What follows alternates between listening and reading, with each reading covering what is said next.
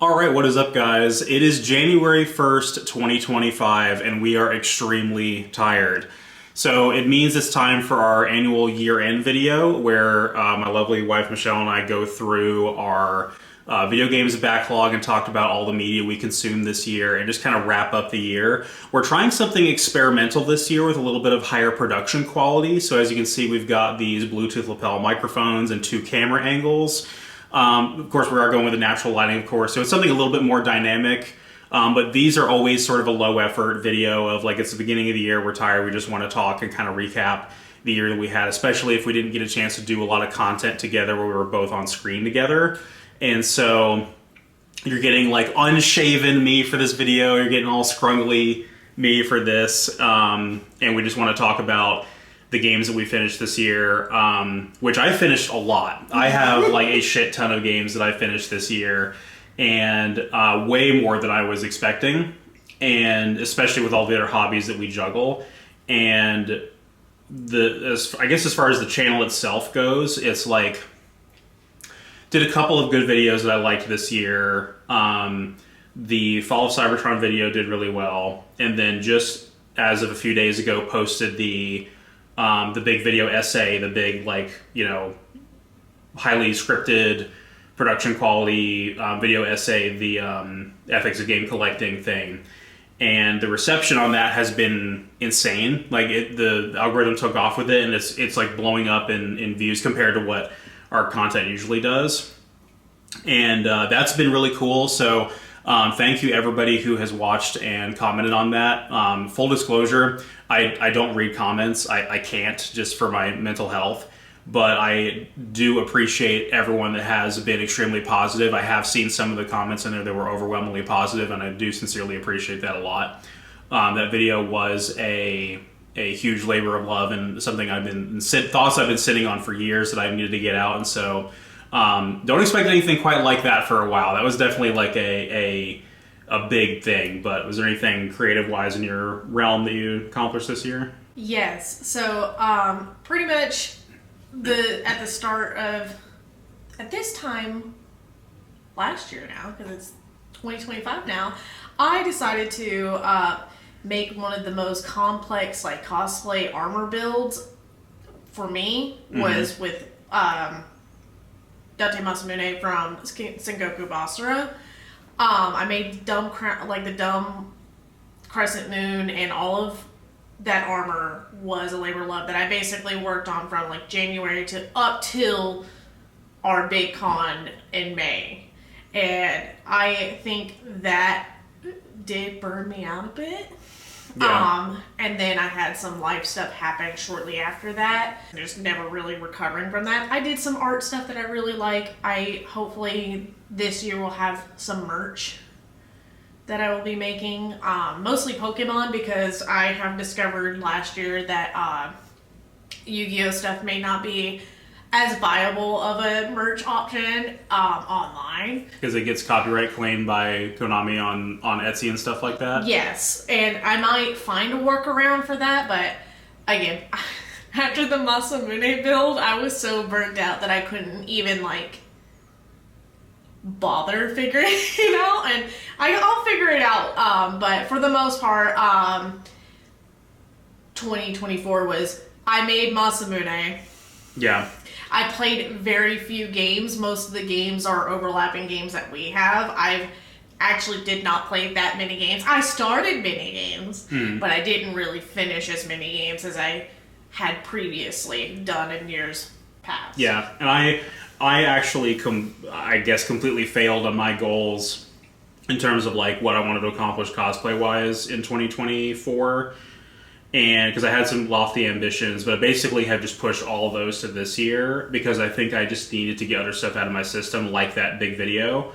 And, you know, I actually think 2024 was a fantastic year, and it was overall extremely positive for me. But the amount of games that were finished does show that, like, I did accomplish something fun related to our hobbies in 2024, and beat way more games than I was expecting. So like, even if I didn't focus on some of the other hobbies that much, I did accomplish I did clear out enough things from my backlog in terms of like things I've been wanting to do, experiences I've wanted to have, things I wanted to play, do for fun, that I can kind of relax on some of the other stuff and get around to when I get around to it. So I don't want this video to be a million years long, so I'm going to go ahead and get started if that sounds good. I have a massive stack of games, and not all of these are...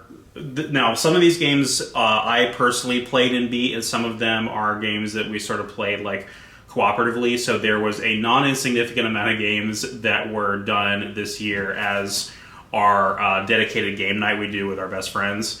And so so once, sometimes twice a week, we'll have our friends over to play games. And so sometimes we'll hand the controller to our friend and they'll play it. And usually when we've done that, it's been a game that one of us has been familiar with. This is a recurring thing from the previous year, too. It's not anything you guys are not familiar with. But some of the game night games for this year were really, really good, and ones that one or more of us have been meaning to get to for a long, long time. So absolutely, my game stack in comparison, there's like 3 that do not have physical copies. So and actually the craziest thing was like at the very, very beginning of 2024, like I got sick like twice at the very beginning of the year. I got sick in January, then I got sick again in February, and so I had finished like 6 games by February because I was just like marathoning them while sick. And so my list, I think I was maybe I don't remember if I was like disappointed in my completeness from 2023 or what the deal was. But I was like, I'm getting off to the races in 2024 and finishing stuff like immediately. And so by February, I think I had like 6 games, something crazy already on there. I was already like so far ahead of you, and not like we were competing or anything. It was just whatever happens. Never but a competition. My list already got so carried away that I was like, oh man, this video is gonna be rough because it's gonna be like 2-to-1 games that I beat versus what you beat kind of thing. So luckily, we have those game night games to where, you know, you have more experiences that you were there for to talk about, but maybe not necessarily games you held the controller for, but ones you can meaningfully speak to the experience of it. So I guess with that out of the way, I'll go ahead and get started. So the first game I actually beat on New Year's Eve of 2023, technically, which is the Transformers Dark of the Moon game, which I didn't realize I was beating it. Those of you that watched the video essay for this as part of the Transformers video game retrospective know that this game ends very abruptly and it's not particularly long. So I beat this unintentionally earlier than expected. And I was like, well, I guess it's too late to make it for the 2023 video because we'd already shot that at that point. But the long and short of this one, if you guys have not seen the video, is it was made by High Moon Studios after War for Cybertron, but as a tie-in for this live-action movie.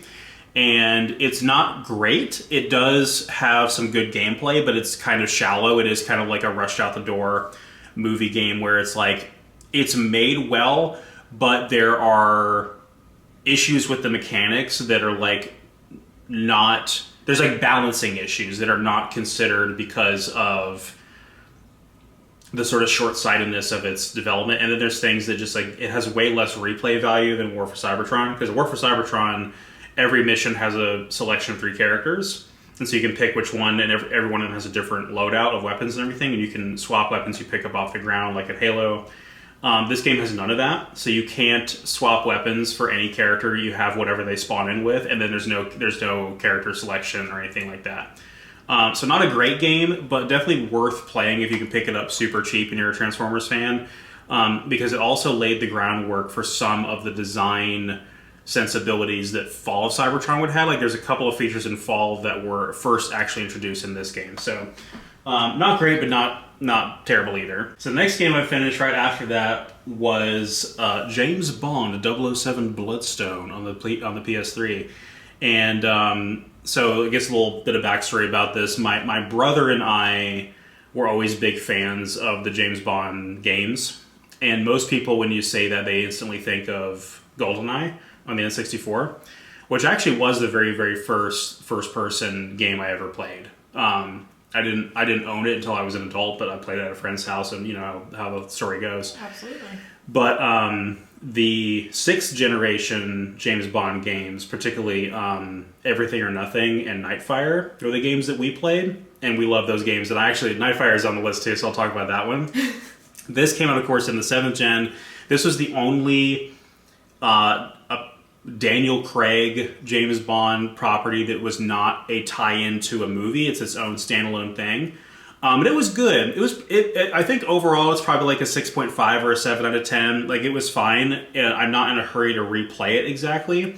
But it did have it had good gameplay. It had some good like character moments where Bond is doing his normal charismatic stuff. But I do have some major problems with it. And I think when we talk about Nightfire later, it'll be illustrative of that, because these games typically have like immersive segments where you are like doing spy stuff, like you're blending in and like walking around in a party and chatting with people and being charismatic and everything. And there's a brilliant segment like that in Nightfire where you're just walking through a party and like every NPC you walk to it is like either like, oh, hello, how are you? And like, are you enjoying the party kind of thing? Like very kind of like this sly, playful banter with all the party guests and everything.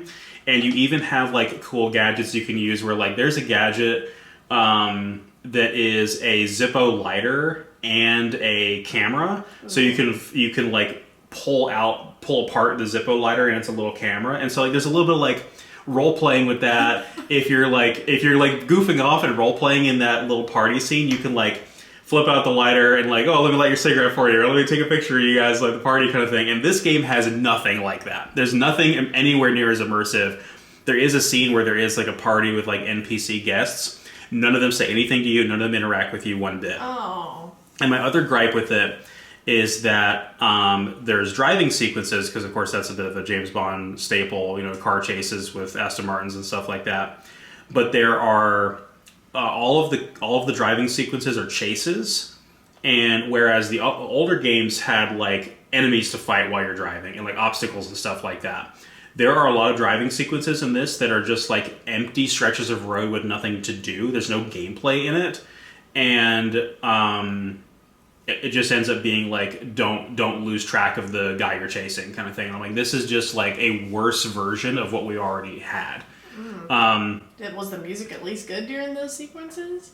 From what I remember, yeah, I think it was fine. Probably kind of unremarkable. It was probably a very generic, like James Bond sound-alike score, which are usually pretty good. The older games had pretty good music too, very like jazzy. And I do recommend this game mainly for fans of the series, but it's definitely a product of its time from the 7th gen, and like I said, it's probably like a 6.5 or a 7 out of 10.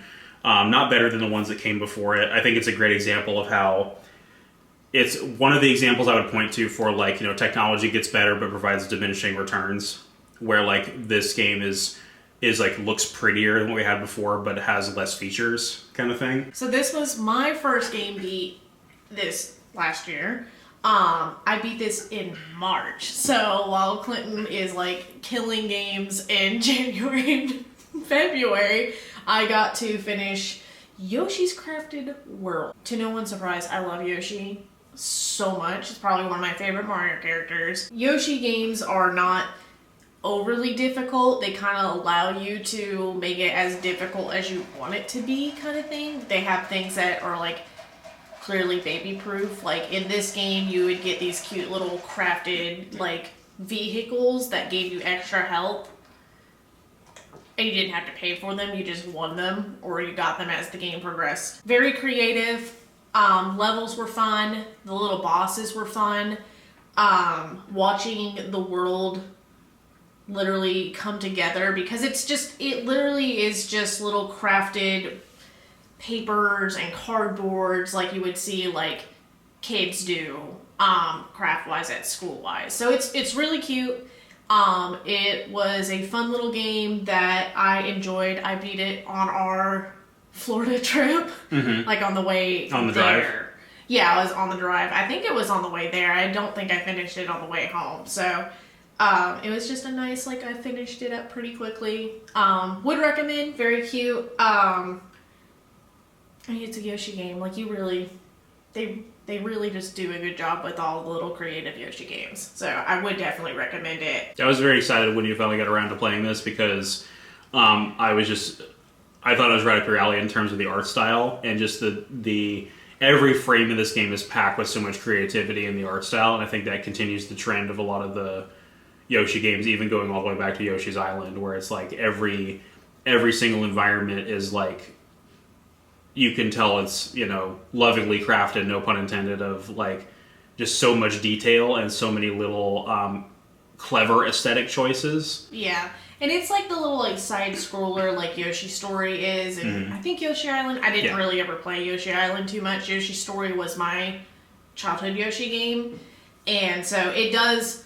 The crafted world does play well with like the storybook element that the Yoshi games typically have, because even like the Wool game is very creative. This is almost like a sequel to Yoshi's Woolly World on the 3DS, right? Mm-hmm. I think so, or at least similar vein. Bowser Jr. is like the main villain of this game, and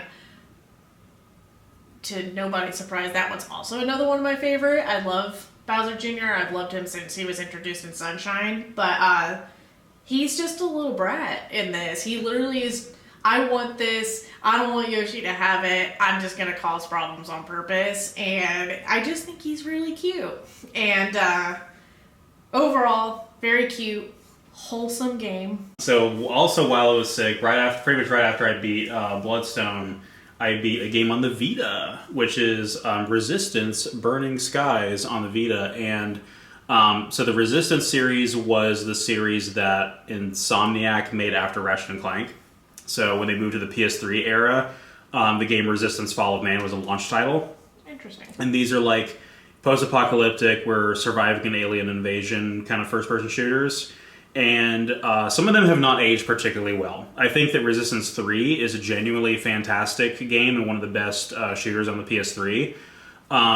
And second to that one, I would actually put this one. This game was so much better than it had any right to be. And my only real gripe is that some of the mechanics felt overly reliant on the touchscreen, to where all the weapons have an alternate fire mode that utilizes the touchscreen on the Vita, and it just felt a little bit clunky to control. But they were trying to take advantage of the tech of the Vita. But having a shooter that controls with both analog sticks that plays just like a console on a handheld was a pretty revolutionary thing on the Vita. We didn't really have that too much, and the PSP could do it, but it had a hard time doing it because of the only one analog stick situation. So I think this is the second best Resistance game in the entire series. I thought the story was a little bit more compelling. You play a firefighter who gets wrapped up in the war, so you have a fire axe as your dedicated melee attack. And I think this is the game that gave me the brainworms to start scrutinizing video game fire extinguishers. I'm sure it is. The fire extinguisher in that game is jank. It looks really rough. It's not real.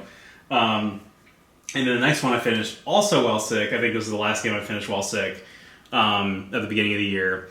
As my first RPG of the year, which was Soul Hackers 2. No Shin Megami Tensei or Devil Summoner subtitle, just Soul Hackers 2 apparently. I liked this game quite a bit, and I feel I shouldn't feel this way. This is very petty of me, but I feel very smug in how niche this game is and how it's kind of unpopular, because it is doing a lot of... It's not it doesn't feel quite like a mainline SMT game, but it also doesn't feel like a Persona game. It's somewhere in the middle. And so that results in the hyper fans of both franchises being unhappy with it, and I get a kick out of that a little bit as just being petty. I think that this game's strong suits are definitely... I think the gameplay was pretty good, and the turn-based combat I liked a lot in this. I think it flowed really well. And then the character designs are just top-notch. These are some cool-ass looking characters. And even though they look very larger than life and very goofy, they don't feel over-designed, like in some other pieces of media that we know and love. There's always this discourse with Persona and SMT where the SMT fans say about Persona, they're like, oh, these people don't want to play video games where the protagonists are adults. They got to have their teenage protagonists or they can't relate to them, kind of thing, which is a reoccurring thing with the... I think that's a way of kind of hand-waving away any complexity or any character writing with the Persona characters, who are generally pretty well written. That being said, though, this game's cast is fantastic. It's a small cast of incredibly well-written characters who all have like very complex backstories, and it deals with a lot of very adult themes as far as like what their emotional hang-ups are. And I thought that was extremely well done. I think if anything, that is the big reason to play this game, is to hear the backstory with all these characters and the emotional baggage that they're going through, and like the slowly building relationships that they develop with each other.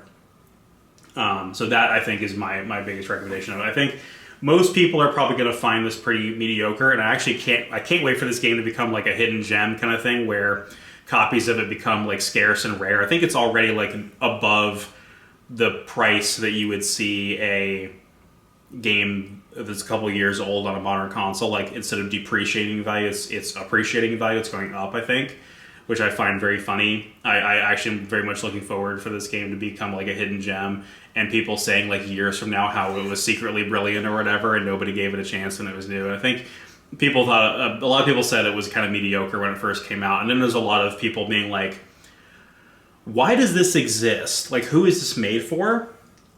Because this is a 15 years later sequel to a game released originally on the Sega Saturn, whose 3DS port is the only way to play it in English. That 3DS port was a decade before this, and it has nothing to do with the story of the first game at all.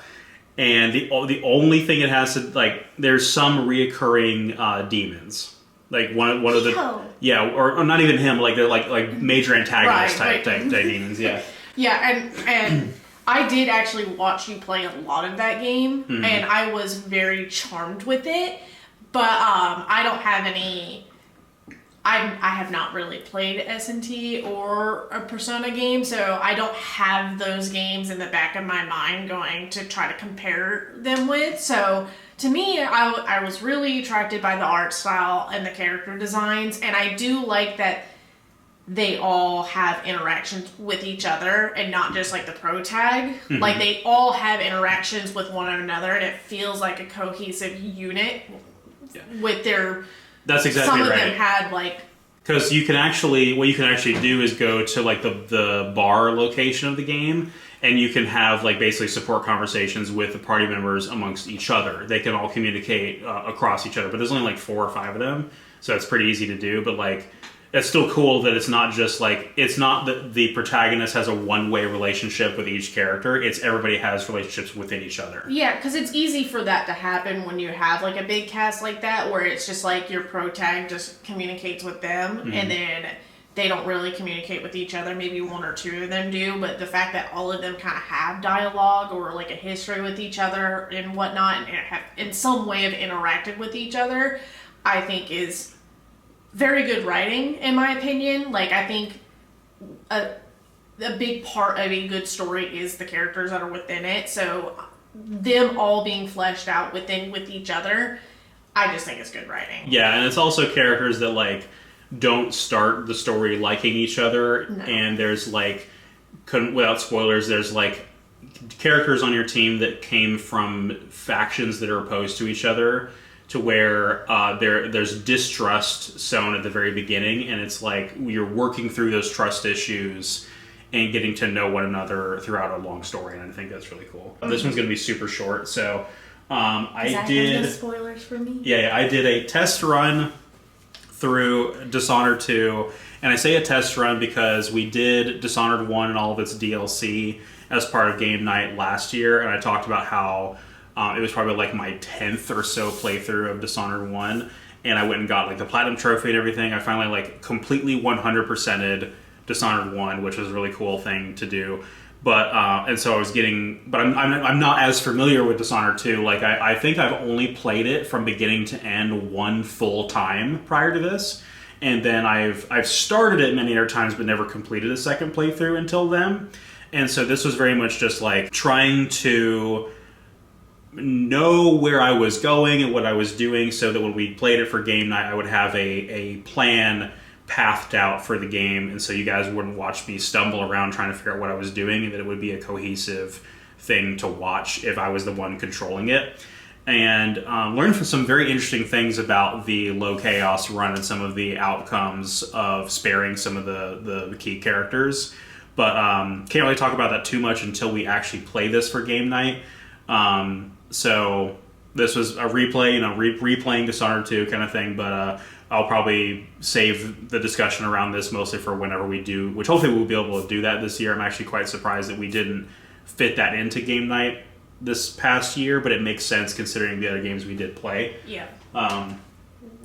Which includes my next game beat technically on the list was our game night game of Okami. It's gonna glare, y'all can't see it that well. But Okami is a game that I had known about for a long time and never owned. I never had a chance. I never thought about it. It was one of those, I'm like, oh yeah, it's a dog pro tag, very cute, love that.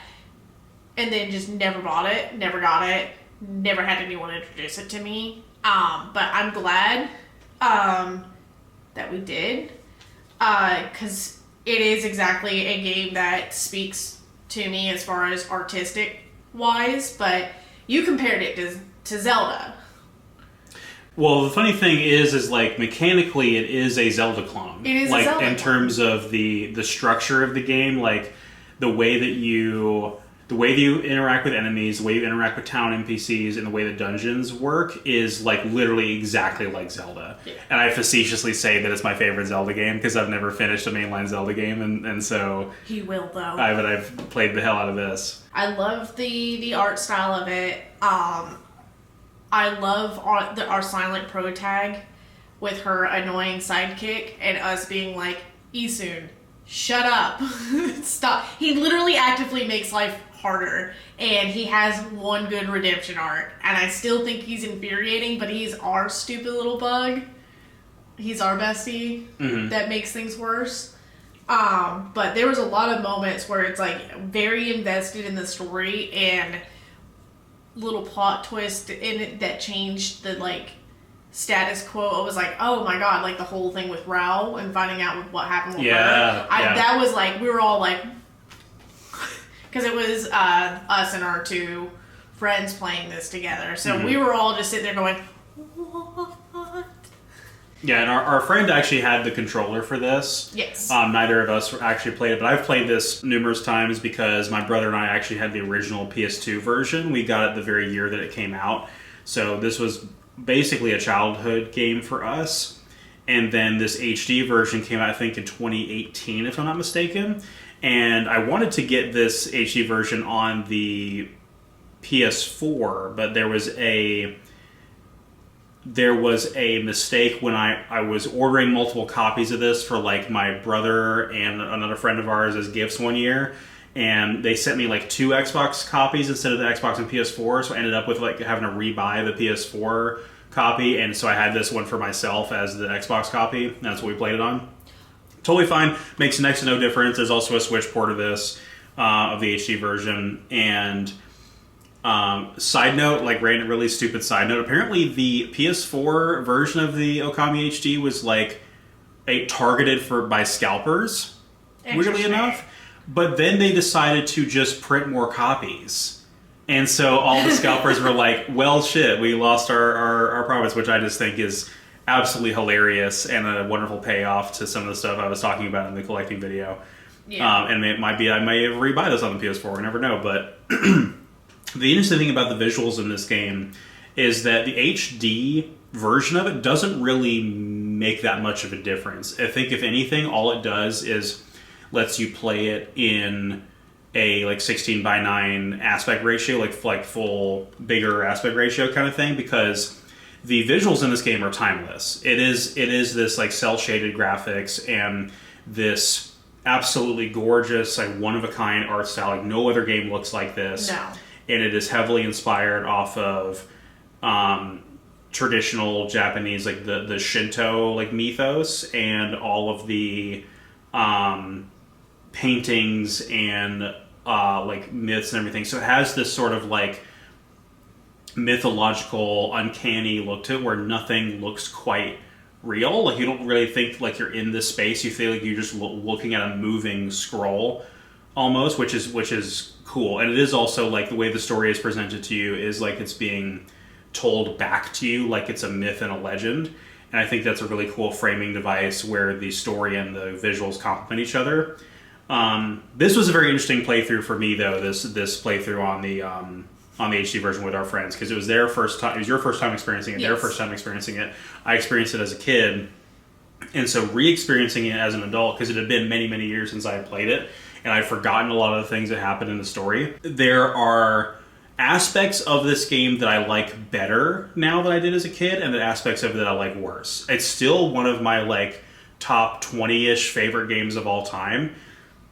But there was a few things that I think I appreciated some of the side characters way more in this playthrough than I did before, and I appreciated some of the music. Like there's pieces of music that are only used a single time in the game that are amazing, and I was like listening to like the same couple of songs from the soundtrack, you know, when I was younger kind of thing, and like enjoying those. But I'm like, oh my God, there's like some really underrated music in here that only plays like one time. And I'm like, wow, the soundtrack is so good, dude. Like, oh my God. And, but one of the things that I think, I didn't like playing it as an adult is, just how patronizing the tutorialization is, because it is the kind of thing of like, you really need to, like, at some point you do kind of have to just trust the players to figure it out. And sometimes it is just, you got to let them experiment, you got to let them figure it out. And like when you would put in like the wrong input, or you would mess something up, the game would grind to a halt. So Issun could be like, no, Furball, you dumb idiot, you're supposed to do it like this. Do it like this instead. Let me show you. You got to do it like this and this and this and this and this. And it's like, okay, you that was so over the top. Like, it's like patronizing like that throughout a good chunk of the game. Every time it has to tutorialize you about something, and then like the amount of times they repeat story stuff, it's like super condescending, where it's just like, hey, you know that legend about Kusanagi and Orochi and everything? It's like, how about we tell you that for like the 6th time kind of thing? And it's like, we know, like, just let us get on with it. Yeah, and I totally forgot about the Issun like tutorializing thing, because like it does it every time you mess up afterwards. So once you trigger him saying that, and that any time you mess up, it does it over and over. So you're not only getting frustrated because you're trying to do the mechanic right, then you have to sit there and wait like 5 seconds for them to like beat you over the head. So yeah, I totally forgot about that, but I do remember being like frustrated on behalf of our friend playing it, because it's like, you just trying your best.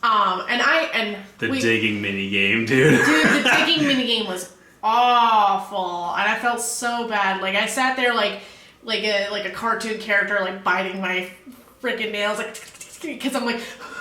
But I will say, it isn't completely true that we did not touch the controller, because we did play the fishing minigame. Oh yeah, I played the shit out of the fishing minigame. And I did too. I did it off screen, and then I did it in the final area, the like Arctic Ocean area, to catch those marlins, and was just going off like crazy with and I played a little bit of it too while we were just goofing off and trying to figure it out and trying to get the moonfish, I think it was what? But the Whopper. The Whopper. Yeah. But we were too early in the story for us to do it. But I don't like fishing mechanics in games. I actually am a quite hater on fishing in video games. I don't particularly enjoy it. And I say that as an Animal Crossing fan, where most of your money making is through fishing. This was a fun fishing mechanic because it requires a little bit more than just sitting there and waiting. And I think that's the thing I dislike the most about fishing games, is just sitting there waiting. But the fighting seemed very interesting, and I liked all the different weapons too. Yeah, the combat's not particularly complex, but it does function really well. And then this game is also like 40 hours.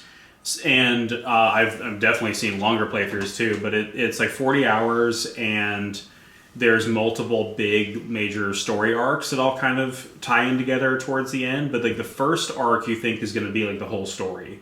And so you're about like 7 to 12-ish hours in and thinking, oh, we're about to fight the main bad guy. This is the end of the game. And I'm like, well, congratulations. You have a whole nother game ahead of you. Like you're like a third of the way through. And that was always like, that was a really cool thing, especially with our friends that got to see like a clear like wrap up to the first story arc and being like, this is literally just the beginning. Like we've not even scratched the surface of this game, and that was just a cool thing. Yeah. Great game, love it. It's in my top 20.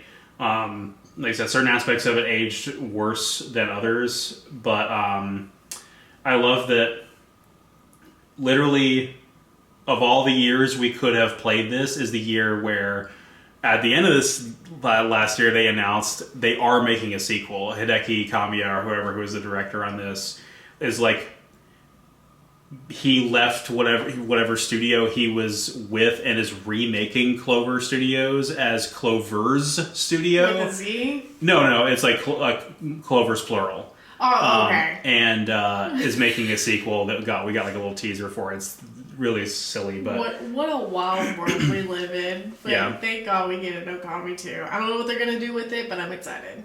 Yeah. The next game that I beat was one that I've been putting off beating for a while, which was Metal Gear Solid 2 and Sons of Liberty. And this is actually not the specific copy that I played. I played this on the HD version on the PS3 and the Vita, using the cross-save feature to continue my playthrough on both systems. And I was kind of a late adopter to this series because my brother played them years ago, but it was still after we were like kind of older. Like it wasn't a title we had for the PS2 when we were younger. This game was first released in like 2001, so this game is pretty old. But we didn't get it until like 2008, I want to say, 2008 or 9, which is when he played them. I was slow in the uptake with them. I just didn't get around to it and had the HD collection in my backlog. I didn't play to completion the first Metal Gear Solid until 2018. And I did love it quite a bit. That one's on the PlayStation 1. And while it does have like very PS1 era like primitive visuals, it has like really cool cinematography where like the camera still like swoops around and makes really cool motions in the cutscenes, even though like what you're looking at is still pretty blocky. Mm-hmm. And the first game has like a really cool story with these insane twists and turns and really good voice acting. And mechanically, the first game is fine. There's actually not really that much stealth in the first game. The first game is really a boss rush where you're fighting like 8 to 10 bosses in succession kind of thing. And the actual like stealth of sneaking around and all that is actually a pretty small portion of the first game compared to what I thought it would be. And then Metal Gear Solid 2 just like improves the mechanics of that, and has the stealth action parts be a lot more dynamic and have a lot more things you can do. And but the big thing about this game, for anybody that's familiar with it, is this is one of the most batshit insane stories I've ever seen in a video game. Oh my god, was this story insane. So you have the first segment of the game where you're playing as Solid Snake, and you get dropped off on this tanker ship, which is carrying some U.S. Marines, but also like some terrorists have infiltrated it because they're like trying to steal some top secret weapons or whatever. And you go through that segment, and that segment's about like 2 hours of the game. And then it does like the bait and switch thing where like the whole incident with the tanker goes horribly wrong. And then it's a time skip to a few, like 5 years later or whatever, where they're doing like a recovery operation in the river where the tanker ship was to get rid of all the oil and stuff that spilled out when the disaster happened.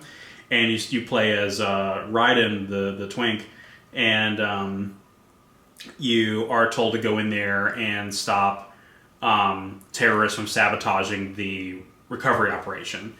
And everything about that premise is wrong. Every single time there is a cutscene from that moment forward, the game changes what it is about. And like, what do you mean? You would have to play to see what I mean. Like, it is too complicated to explain. Like the amount of twists in this game would make M. Night Shyamalan's head spin off his shoulders and take off into the sky. Like, this game is insane. And it culminates, and I won't, like... If you know, you know. Spoilers for Metal Gear Solid 2. It culminates in some of the most disturbingly accurate social commentary in a game I've ever seen, where the big plot by the villains basically...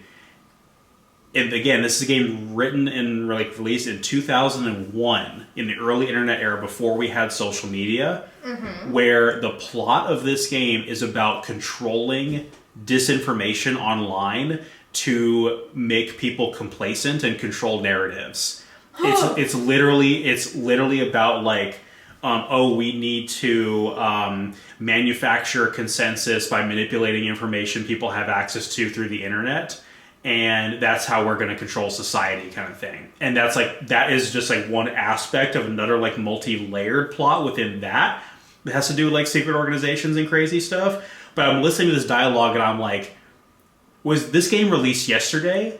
Because holy shit, it is incredible how much this story holds up and how ahead of its time the writing was. And there's also, like, Hideo Kojima is kind of this outsider visionary in the games industry, where, like, he's done a lot of really cool creative stuff, but he's also a complete lunatic in a way, and, like, shouldn't have unlimited creative control. But when he writes something, it's usually something incredibly provocative or has some biting commentary, and he has a lot of this, like,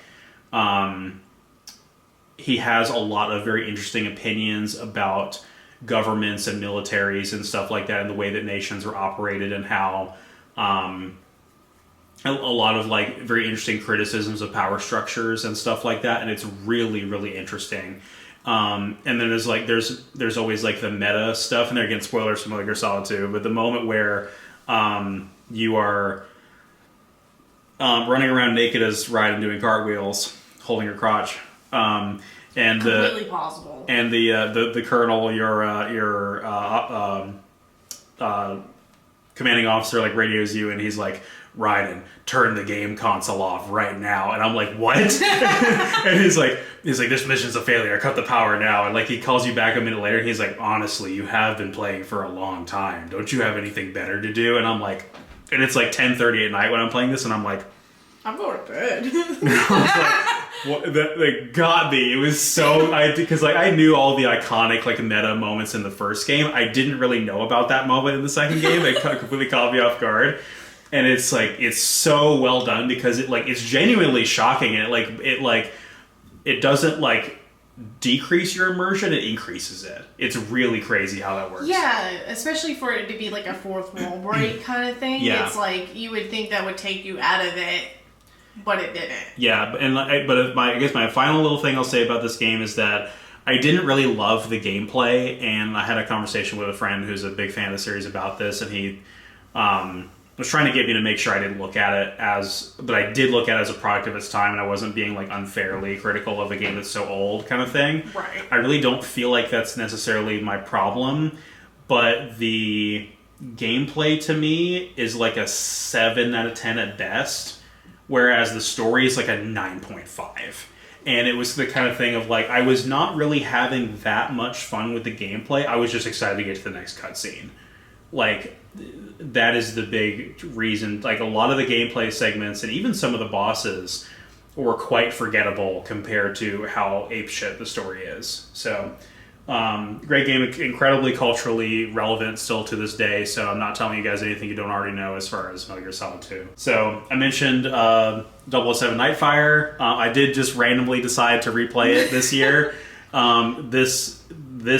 I think what it was when I was between jobs and working at... I think I picked up this copy at a hole-in-the-wall game store that was, like, more than an hour away from here or whatever, because I was in the area for work and I was just trying to, like, check out a new local game store kind of thing. And I think I bought it then at one of those places, if I'm not mistaken. Again, my brother and I played the absolute crap out of this game as kids. This game has a really fun multiplayer mode that uses bots. So you can have a multiplayer match with no other players involved. You can just fight against the NPC bots. Nice. And they're hilarious because they do a bunch of dumb shit where they like blow themselves up with grenades and stuff, and it's really funny. You might as well be playing with me then. Oh no! It's way more jank than you think it is. But like, to me, you know, again, people really put GoldenEye on a pedestal, but to me, this is one of the best James Bond games for sure. And we originally played it on the PS2, and so like rebuying this Xbox copy, I was like, the Xbox has slightly better power than the original Xbox, has slightly more power than the PS2.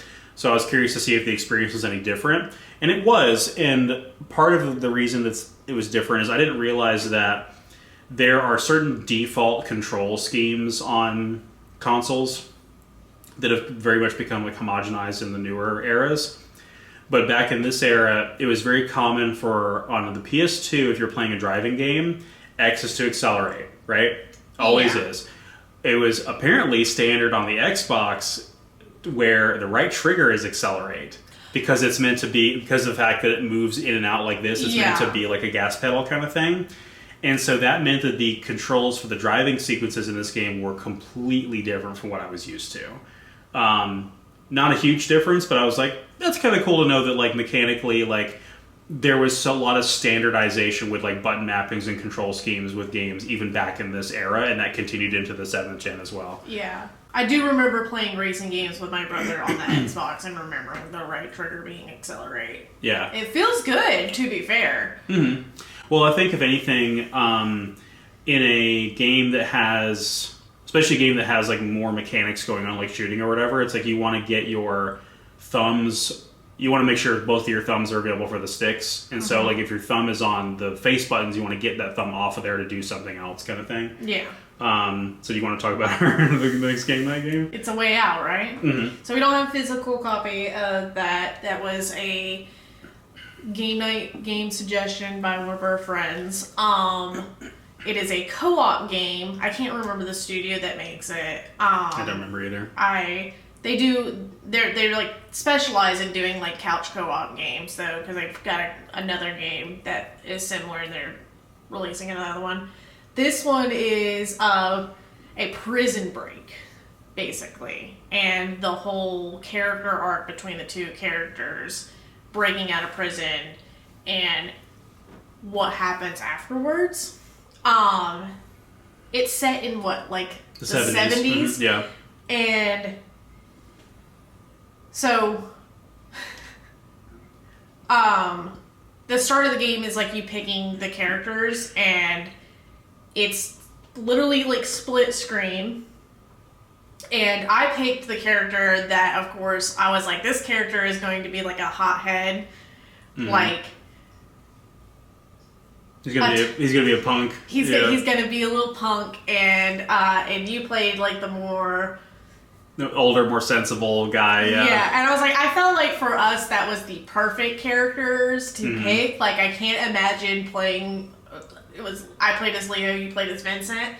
I could not imagine playing as Vincent. I feel like we did a very good job at getting in the heads of our characters, and I think we did it easier because we picked the characters that were more similar to us in personality. I couldn't agree more. Those character choices laid the groundwork for the rest of that playthrough, and it was we had no idea how accurate those choices were going to be, like how much that would matter.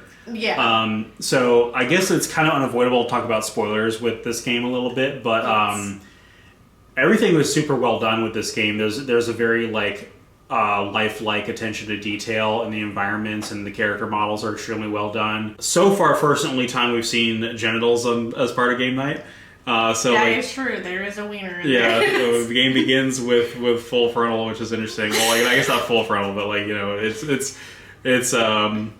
they basically have to strip Vincent as he goes into jail. For the prison intake, Yep. So it's basically, it's not anything substantial. He's just naked because he's going to prison. So it's not. So the way in which the game implements the like where you become separated and when you become together is super cool because So it will seamlessly like cut the frame in half to let you go do separate stuff and then eliminate the split to have you be on the same screen together, and like it was just very, very creative all the way that was done.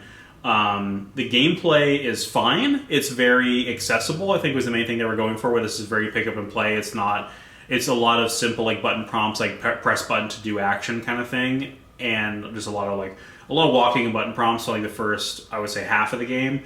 So it's pretty accessible to any kind of person. But it does have some quick time events. Yeah, but nothing particularly challenging. Nothing super challenging.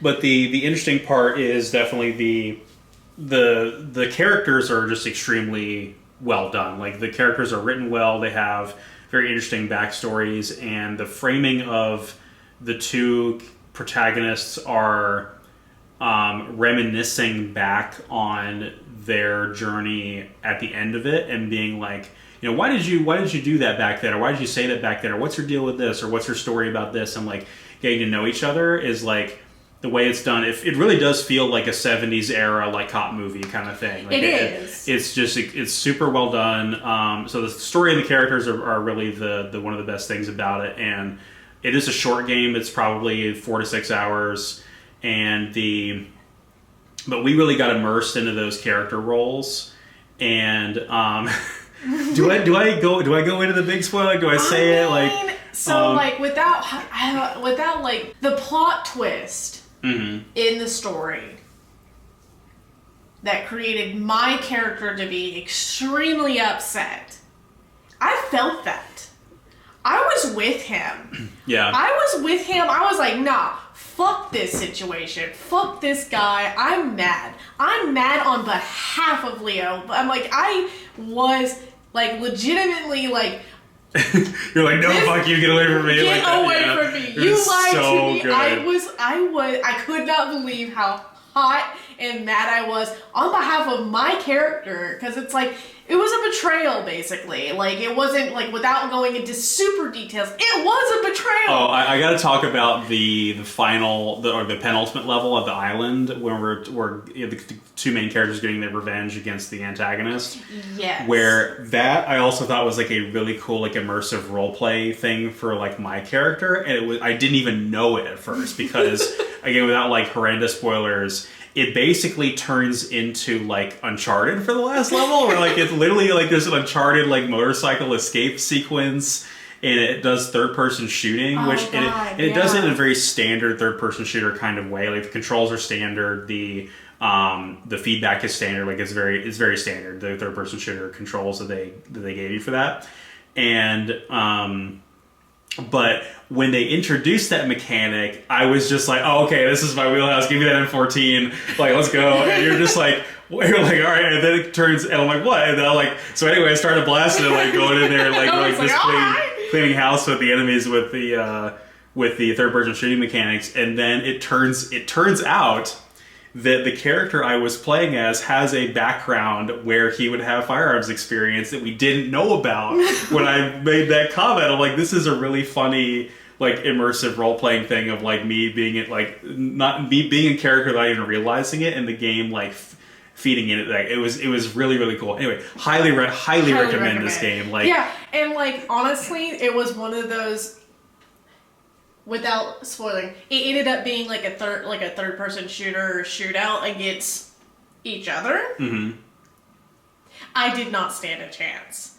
And it was really funny, like, our two friends that they played the game together and then had us play the game together, they were like, I like that there was no discussion between you two. They were like, we spent like an hour before we decided the outcome. Yeah. Clinton just started blasting. Yeah, I was like, I'm screwed. There's no...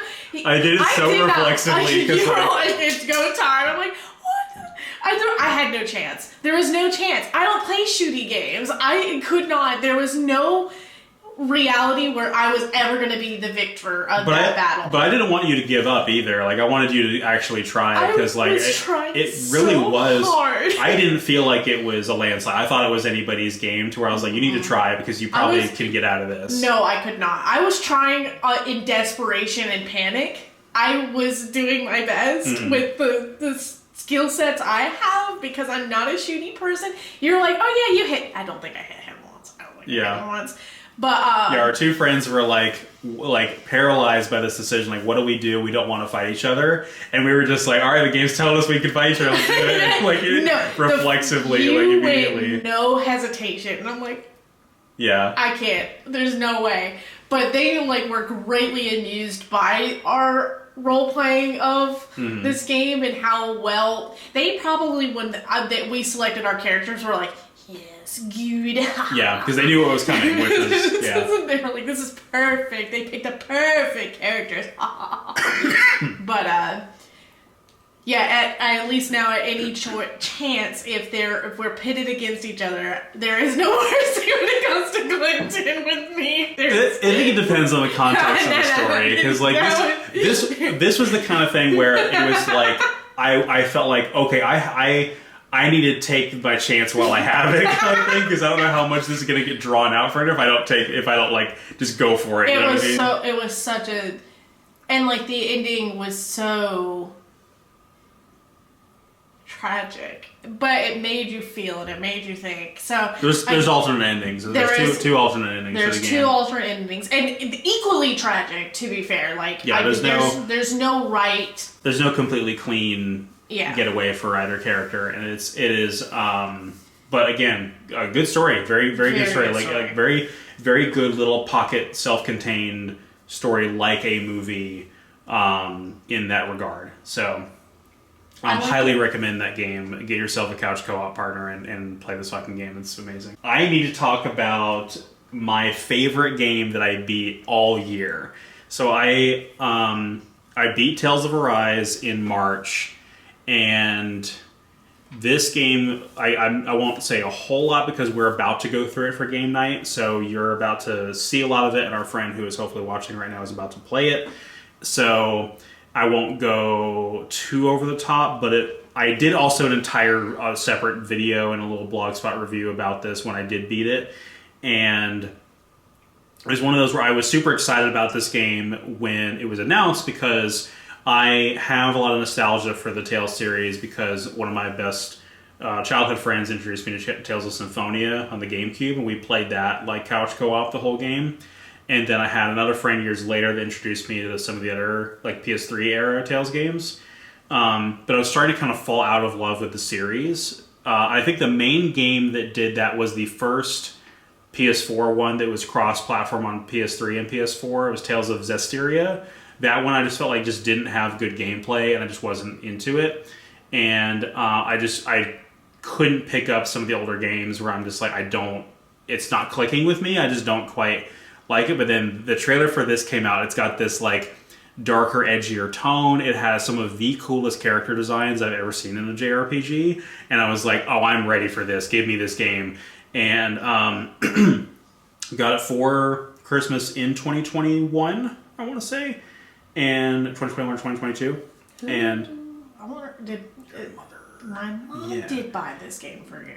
And I didn't get a chance to.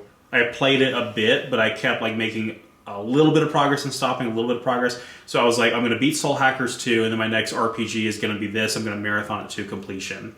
And really, it took like beating the second main story boss, the Light Lord, to where I was like addicted. And I then changed your brain chemistry permanently. I did not stop playing it until I had beaten it, and it was about 52 hours for the main story. But I 100% of this. I did all of the side content. I got the platinum trophy.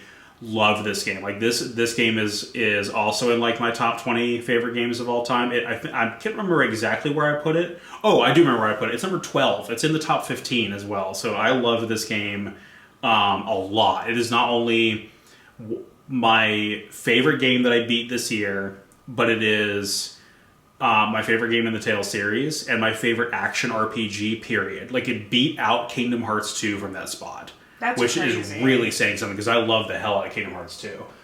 I look forward to playing it. So I was kind of inspired to go back and play this game and actually finish it because of you playing Crystal this year. Gold. Yeah. You played Gold. I played Soul Silver. I have owned this game since release, and I never finished it, and I think I've restarted it twice. And so I picked it up and I was like, I might restart this because I'm like this far ahead and it's not that much to lose. And you're like, you convinced me not to, but then you looked at my hours and was like, how the hell do you have like 30 hours in this game and only have like 2 gym badges, 3 gym badges? Yeah, something like that. I have a Dratini, if that explains anything. I spent a lot of time in that game corner to get that Dratini that didn't even, still not a Dragonite. Which is a problem with the progression of that game, where it's like you're never going to use that payoff for the Elite Four because you fight the Elite Four in your 40s. Yeah. So like, I enjoyed it. It's my first playthrough of Johto. So I wasn't really overly familiar with the Johto games, or I never played Gold, Silver, Crystal growing up, so I had no frame of reference of how those games worked. I will also wholeheartedly admit that I am spoiled by new Pokemon mechanics, because I can't express the frustration that catching Pokemon doesn't give you EXP. Mm-hmm. Which me as an older Pokemon fan think that that's like an absurd thing that they let you do, kind of thing. Yeah, and I understand, but like I'm glad that mechanic got added, because there is not really any good leveling up spots in this game. So it's like, I wish I had more of an incentive of catching Pokemon. Like, I don't think I caught what I wanted, and that's it. Like, I did not go out of my way to catch anything, because that time took away from me getting EXP. So, I do think that is my most negative about it, is just the grind is a little hard. There's not really any good spots to level up. It does take a good bit of time to get your team where it needs to be. But overall, I really liked it. I liked the challenge of the game. There was a lot of times where I had to like step back and look and be like, I'm trying to do what I normally do and blitz through it, and I can't do that, and I shouldn't be doing that, but I do get away with it a lot, and especially in modern Pokemon games where you just kind of bullshit your way through. Mm-hmm. Because I think I had to challenge Lance like 3 times before I got to him, like actually beat him, because his Dragonair is like one-shot mine. Yeah. Constantly. And I'm like, and it was like I need a little bit more level. I need a, like, RNG. Maybe he won't fuck me up this way. My Feraligatr learned an ice move, which was like, thank you. And figuring out the swap out. It made me think about how I needed to play the game more than just trying to, like, punch it until it dies and just hope I survive long enough to beat the thing. Mm-hmm. I will say I have only gone through half of the Kanto stuff, so I guess technically I haven't completed it. I got credits. So as far as you hit credits when you beat the Elite Four, so it's effectively finished, but you will appreciate going back and doing everything else, for sure. I know I'm at the part, I just beat like Misty, so I know that I still have a little bit more to play, but overall I really did enjoy these games. I love the sprite work of older Pokemon games, which is crazy to think, because like this game came out in what, 2010? 2010. This is technically an older Pokemon game, but it was a remake of an even older one. Yeah, it's a remake of an older one, but I was like sophomore year in high school. So it's like, it's kind of crazy to think that this is now considered an older Pokemon game. Mm-hmm. But the sprite work in it is beautiful, because Gen 4 does have some good sprite work, despite some of the colorations being not accurate, because there was like at one point where you're like, is that a shiny? I did get a random shiny. I got a full-on shiny, and it was an Electrode in the fucking power plant, and I was like, God, this thing's gonna explode on me. Quagsire has dampening, so I was able to catch my shiny. Oh yeah, you got that full shiny, yeah. Because I was like playing, and I'm like, and then I hear the noise, I'm like, oh, Sparkle! Shiny serotonin! Full on shiny! And You're like, a blue ball! A blue ball! And I did attempt a shiny hunt for Lugia a little bit. I think I spent like maybe 4 hours trying to shiny hunt it. Kind of not seriously, but I did spend about 4 hours casually trying to do it while I was like watching something or doing something else. But I definitely liked it. Very good. If you want a challenge in a Pokemon game, you just go back to the older ones because they definitely can be a little unforgiving. Yeah, way less hand-holdy, and then like the absence of quality of life features like inherently makes it more difficult without like, you know, it being like a strict like challenge thing. It's like more of a challenge of inconvenience if anything. Yeah. So I guess I will use that opportunity to comment on that game by jumping ahead a little bit in my list and talking about my gold version run. It also will help me not have to look back at my list again because it's the only game that I beat after A Way Out that I don't have a physical copy to show you guys. My original gold version cart was basically stolen by somebody when I was like a teenager, and so or an early adult, and so I don't have my original childhood gold version cart, but I played it digital downloaded on the 3DS. And it had been a long time since I played Vanilla Gen 2. My most recent Gen 2 run was Heart Gold. So playing original Gen 2 was really cool, and I did like that run quite a bit. And I won't talk a whole lot about it because there was like the specific nuances of like me updating you and our friends in our little group chat about, hey, I made this choice, I did this with this party member, the outcome of this fight was this kind of thing. And I really loved the like organic updates of like keeping you guys updated with like this sort of vlog or like text let's play vibe almost with that. That was really, really fun, and that was one of my favorite experiences with that gold run. And our game night friend is also playing Crystal, and we'll probably get some of that same organic here's what's happening in the game, here's this fight, here's that fight kind of outcome. And I just think that was a really fun way to play this, like semi-parallel to your Soul Silver run, is semi-parallel to her Crystal run. And but to talk about Gen 2 just briefly really quick, so I mentioned in the collecting video that Pokemon fans kind of suck as a fan base, where it's like, not all of them do obviously, but like this is a fan base where you coexist with some super annoying people kind of thing. Yes. And so people, it's weird because Gen 2 gets put on a pedestal as one of the best gens in the entire series, and Heart Gold Soul Silver is like regularly picked as people's favorite Pokemon game, period. Yeah. It actually is for several of our friends, as a matter of fact. Yes.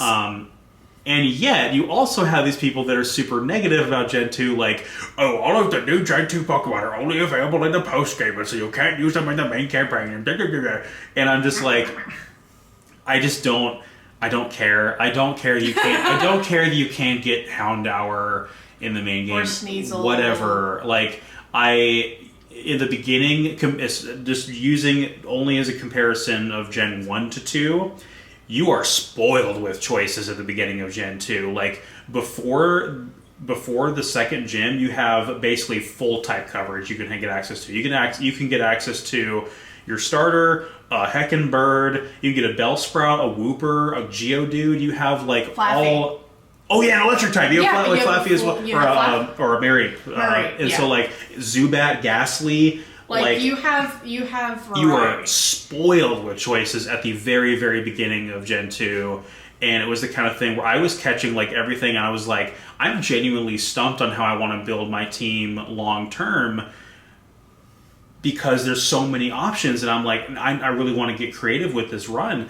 And that was a lot of fun with that run, was like being like, oh my god, I have like so many choices that I can like commit to for a long term. And those choices, it does become harder to integrate new members into your team in Gen 2 because of how they handle like the non-linear part where you can go east or west from Mahogany Town. Correct. Or no, Ecruteak. From Ecruteak you can go east or west, and like there's two different branching parts of the game there where had they made that linear, the levels would have scaled better, yada yada. Like everybody knows the complaint as far as that goes. But so it becomes harder in the later game to integrate a new member into your team if you wanted to rotate somebody out. But in the early game, you're spoiled with choices. And unless you are like certain people on the internet, No. who I won't name, No. where you are so stubborn, I guess, about your choices that you just don't use any of the like plainly obvious cool things you have access to, and then you complain about it. Results in that lowest common denominator complaint of like, oh, I can't use the cool stuff that's in. Let me launch this irrelevant complaint about a 25-year-old game. Right. And not to get too much into that, because I know exactly who you're discussing. I also like to mention that you can get Vulpix pretty early on in the game if you did pick Cyndaquil. So you still, even though it's not... And Magmar, if you're playing Gold. Yeah. And Growlithe. Yeah, so Vulpix and Soul Silver and Growlithe and Heart Gold. You get those pretty early on, and while his Vulpix line is not the best, I still had Fire type coverage, which was nice because I picked the Water type. I think the worst coverage I had was I did not have any Grass coverage. So I kind of did get there were some challenges with that, but I overcame them. But yeah, I think that's all I have to say about that. But like my Gen 2 run was a lot of fun. I'm not I do like Pokemon quite a bit, but I'm not the biggest Pokemon fan in the world because Pokemon was more of a gateway to other RPG franchises that I like better, and so I'm not going to get into Pokemon on like a fanatical mechanical level. I'd rather just play a different RPG than to play the same Pokemon game for like the 6th time kind of thing. Yeah. But that's just me. I know I'm not hating on anybody else's approach to that. Yeah, I mean, I love Pokemon, clearly, but it is also like the element of like, I like my little creatures. They're very cute. And so, yeah, so Soul Silver is not my favorite Pokemon game. I still think Platinum holds the top one for me, pretty much. But it's not the only Pokemon game we'll be discussing today. But So the next game that I beat was Uncharted 2 Among Thieves on the complete Nathan Drake collection on the PS4. So interesting little backstory on this. So I didn't play any of the Uncharted games on the PS3 when they originally released. Similar to, I mentioned like Resistance earlier, was the series that Insomniac made after Ratchet and Clank on the PS3. Uncharted was what Naughty Dog made after Jak and Daxter on the PS3. So they both like pivoted to like instead of like cartoony mascots, they pivoted to this hyper realistic type of game. I'm kidding. And the Uncharted games were like the darlings of the games industry during the 7th gen, or the 7th gen, where Uncharted 2 won like 1 million awards the year it came out and is like really put on a pedestal as this really excellent game. And it does make a lot of people's top 10, top 20 favorite games list. And so I was really excited to play it because I think I played Uncharted 1 in like 2019-ish, I want to say, because when I first bought my PS4 Pro, my brother had a base model PS4 and had a copy of this collection in the house, and that's why I played Uncharted 1. But I didn't play Uncharted 2 until this year because I had to rebuy this. And it actually was super cheap. It was like $10 for this collection of 3 pretty solid games. Dang. I honestly don't remember really much at all of the first Uncharted. It was kind of forgettable in that regard. And I hope to not feel the same way about the other 2 games. But Uncharted 2 is interesting. So Uncharted 2 starts off with one of the coolest set pieces in any game, where it's like a flash forward to later in the game where there's like your main character is on a train going through the like Himalayan mountains, and the train crashes, and you wake up like strapped to a chair, like bleeding out from a gunshot wound, and the train car is hanging off the side of the mountain, and you've got to climb up the train car to get out as it's falling off the side of the cliff, and it is really, really cool.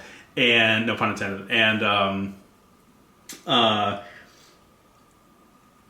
and then the rest of the story is like getting you back to that point. It's like how did we get here kind of thing. Like it starts you off in the midpoint and it's like how did we get to this moment kind of thing. And there was some cool stuff going on in the story with like characters double crossing each other and stuff like that, and also like some really awesome voice performances.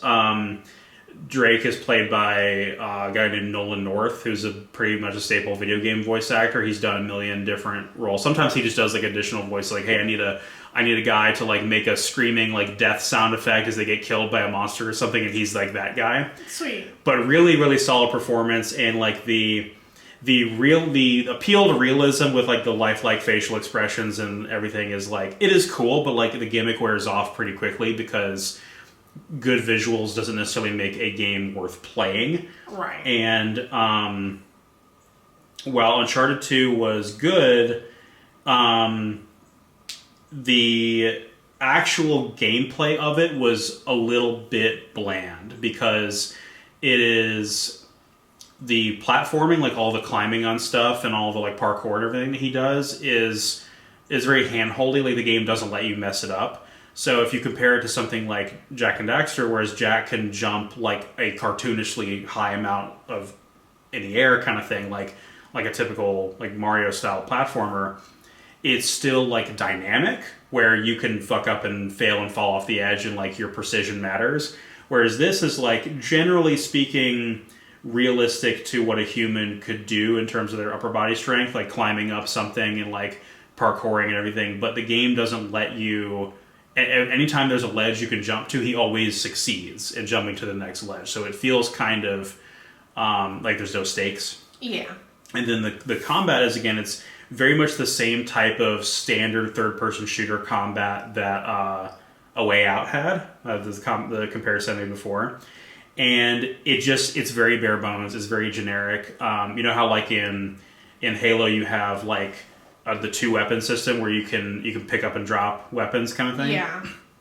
So you can do that in this game, but instead of it being any two weapons, it is any one-handed weapon, like any pistol, and any two-handed weapon, like so it's like any pistol and any rifle, not two rifles or not rifle and shotgun. Oh. And so it just feels very limited, and it just feels like it doesn't really matter what weapon you have. Because enemies die very easily all the same. Again, it's appeal to realism, and like the audiovisual feedback from combat was not great. Like the sound effects were not very good, which is something I actually praised on Uncharted 3, which we'll talk about later, is they made better sound effects. But my biggest problem with this game, with Uncharted 2, overall I think it was a pretty solid experience. It's probably like in my book, it's probably like an 8 out of 10 kind of game, but not one that's I'm in a hurry to replay. But my biggest problem actually is the story, because the final part of the story is ridiculous. It's so ridiculous that it took me out of the experience. And I know that like I made the comment of like these type of stories, like these like Indiana Jones and Tomb Raider and stuff like that type of stories, like I always kind of like when like whatever they're going after, whatever the mythological thing is, when it's just like not real, right? Or like they're looking after some myth and the myth ends up not even being real, right? Because then when you introduce like supernatural stuff into the story, you're like this kind of like and like with Indiana Jones you have like the Ark of the Covenant where like the Nazis open it up and it melts their faces off kind of thing in that iconic scene. But other than that, it's like there's not really that much like supernatural stuff in like Indiana Jones. And when it gets more supernatural is when it like loses me. And so in this game, like you're looking for the mythical city of Shambhala in the Himalayan mountains, and it's just real. It's just there. Like you go to Shambhala and like there's these big like 8-foot tall blue-skinned like mythological like natives, and you have to fight them, and they're all bullet sponges, and I'm like, this is the worst part of the game by a huge margin. Like I want this to end. And I'm like, what if it was just not real? Like what if Shambhala was not a real place? Why did you have to make it a real place? Because then it creates all these weird questions I have about the story of like, well, what other bullshit mythological thing is real now? And I don't know. That kind of takes me out of the experience a little bit, but that's a minor nitpick. But overall, a good game. I just don't think it's the 10 out of 10 darling of the industry like they say it is, in my personal opinion. Okay, so the next game that I finished, because I've got a few more to go through before we get to our next game night game. So when we were on our vacation earlier this year, our little Florida vacation where you beat Yoshi's Crafted World, we had this big long conversation with our friends who we do the game nights with about everybody's favorite games. And one of the games that our game night friend had just finished, which was up for consideration, was a game called Celeste, which is an indie platformer that a lot of people are very familiar with. It's an indie side-scroller platformer with little sprites. And during that, as a result of that conversation, I realized that our local game store down the road had a nice limited run copy of the game for the Switch. And so I bought it and played it on her recommendation. And this is one of the hardest games I've ever beaten in my life. This game is an absolute meat grinder. It's notorious for being so. But it was definitely worth it. I'm not exactly in a hurry to replay it, but it was a wonderful recommendation. I'm very glad I got to experience it, because the thing about the challenge in this game is that every time the screen moves to a new room, if you die, you respawn in that room. And so the actual punishment for failure is relatively minor. There's not really a whole lot in the way of punishment for not succeeding. And so it creates this very addictive loop where you will die hundreds, if not thousands. Actually, every run of this game probably has at least multiple thousands of deaths by the end of the total run. So like a few hundred per stage, pretty much. And but in spite of that, it creates this very addictive loop where in spite of how many times you keep dying, you want to keep going, because it's like, oh, if I was just that little bit more precise, I could do it. And it's like just slowly refining over a long time. And what was brilliant about this game is how the difficulty of the gameplay and the story complement each other, and how that kind of manifests in like how you feel playing it. So the different stages, there are some stages that are like genuinely not fun to play. Like there's this hotel stage that like it's dark and gloomy and the corners are cluttered with all these like dark masses that you can't really see what they are, and like it's an awful unfun stage. And then later on, you're like climbing up this mountain, and like the main character is trying to like climb this mountain just to be able to overcome it, kind of thing. But it's a metaphorical thing of like overcoming something difficult in your life, and like making meaningful changes in your life, letting go of your past, becoming who you want to be, kind of thing. And it's a very powerful messaging. So like the hardest parts of the game as you're approaching the summit are like ball-bustingly difficult, but you feel encouraged and empowered playing it, because you're like on this high of like, I can do this, I can overcome something difficult. And so the earlier stage in the hotel was like almost deliberately like depressing and annoying, because you were meant to feel that way in that stage. And then the payoff is later, and I was like, oh, this is actually really brilliant. And all of the frustration and all of the like anger of like having died a million times is like just all part of the journey. Mm-hmm. But there were some moments of challenge in this game where I would like, again, I'm playing it on handheld mode on the Switch, which might not have been ideal, but I was like putting it, because for some reason the Switch D-pad, I had a very hard time doing the diagonal jumps, and I was not going to use the analog stick for that because I'm very afraid of Joy-Con drift. But there were moments where I'd put the Switch down and I would think about our friend who beat this, and I'm like, why does she hate herself this much? And I'm just like, and she gets a laugh out of me saying that. But it's like the story uses a lot of metaphor to where, you know, you are trying to climb this mountain, and she gets Madeline, the main character, gets a like evil alter ego character to where it's the antagonist for several stages, and I love the pun name. They call her Badeline, or it's like Madeline, and this one's the bad one, so it's Badeline, and she's an antagonistic force for the majority of the game. And it reminds me a lot of like what like Persona 4 does with the personas, or with the shadows rather, where it's like this thing, this perverse, fucked up version of you want to reject it and be like, that's not me. I would never say that. I would never do that kind of thing. But like when you realize that like you are like that is you, like you are capable of doing bad things, saying bad things. You do have an ugly side, or you do have things about yourself that you are insecure about, or that you don't think accurately represent you, but they are you. And it's only when you like integrate those things into your personality that you have power over it and you can conquer it. So the final stage of the game is you like making nice with the evil alter ego and like working together to conquer the summit. And it is this thing of like, you spent the whole game being like, that's not me, but in reality it's like that always was you. And now that you have like this love and acceptance for yourself, you're able to do the thing, like overcome the challenge and leave the part of your past behind. Really, really beautiful story. Again, it uses a lot of subtlety and a lot of metaphor. It's not particularly on the nose with that stuff. I've heard some people, I think including the writers, that say it's an allegory for the trans experience as well, where they're like, you know, this struggle with identity and like this identity insecurity, letting go of your past, accepting who you are, like all that kind of stuff is all there.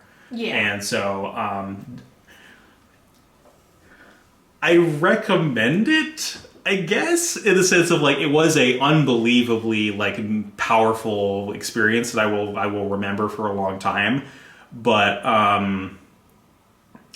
you have to be in the right mindset for it, for sure. And you definitely have to have a lot of patience for punishment of like I said, dying literally thousands of times to finish the game. Yeah, it's a challenge, but if you want the challenge and if you're willing to do the challenge, game is... I was recommended a game. It's a small little indie game as well called Calico.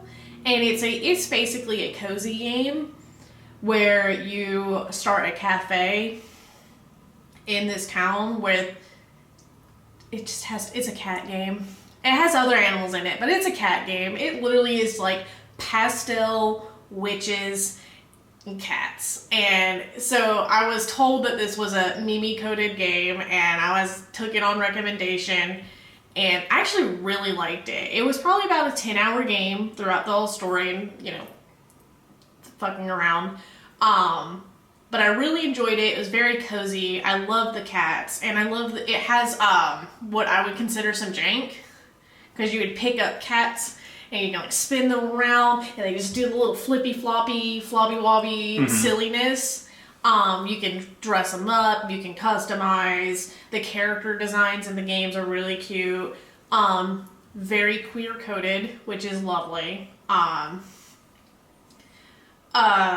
The story is very simple, no stakes. You pretty much just help the big giant calico cat that is roaming around.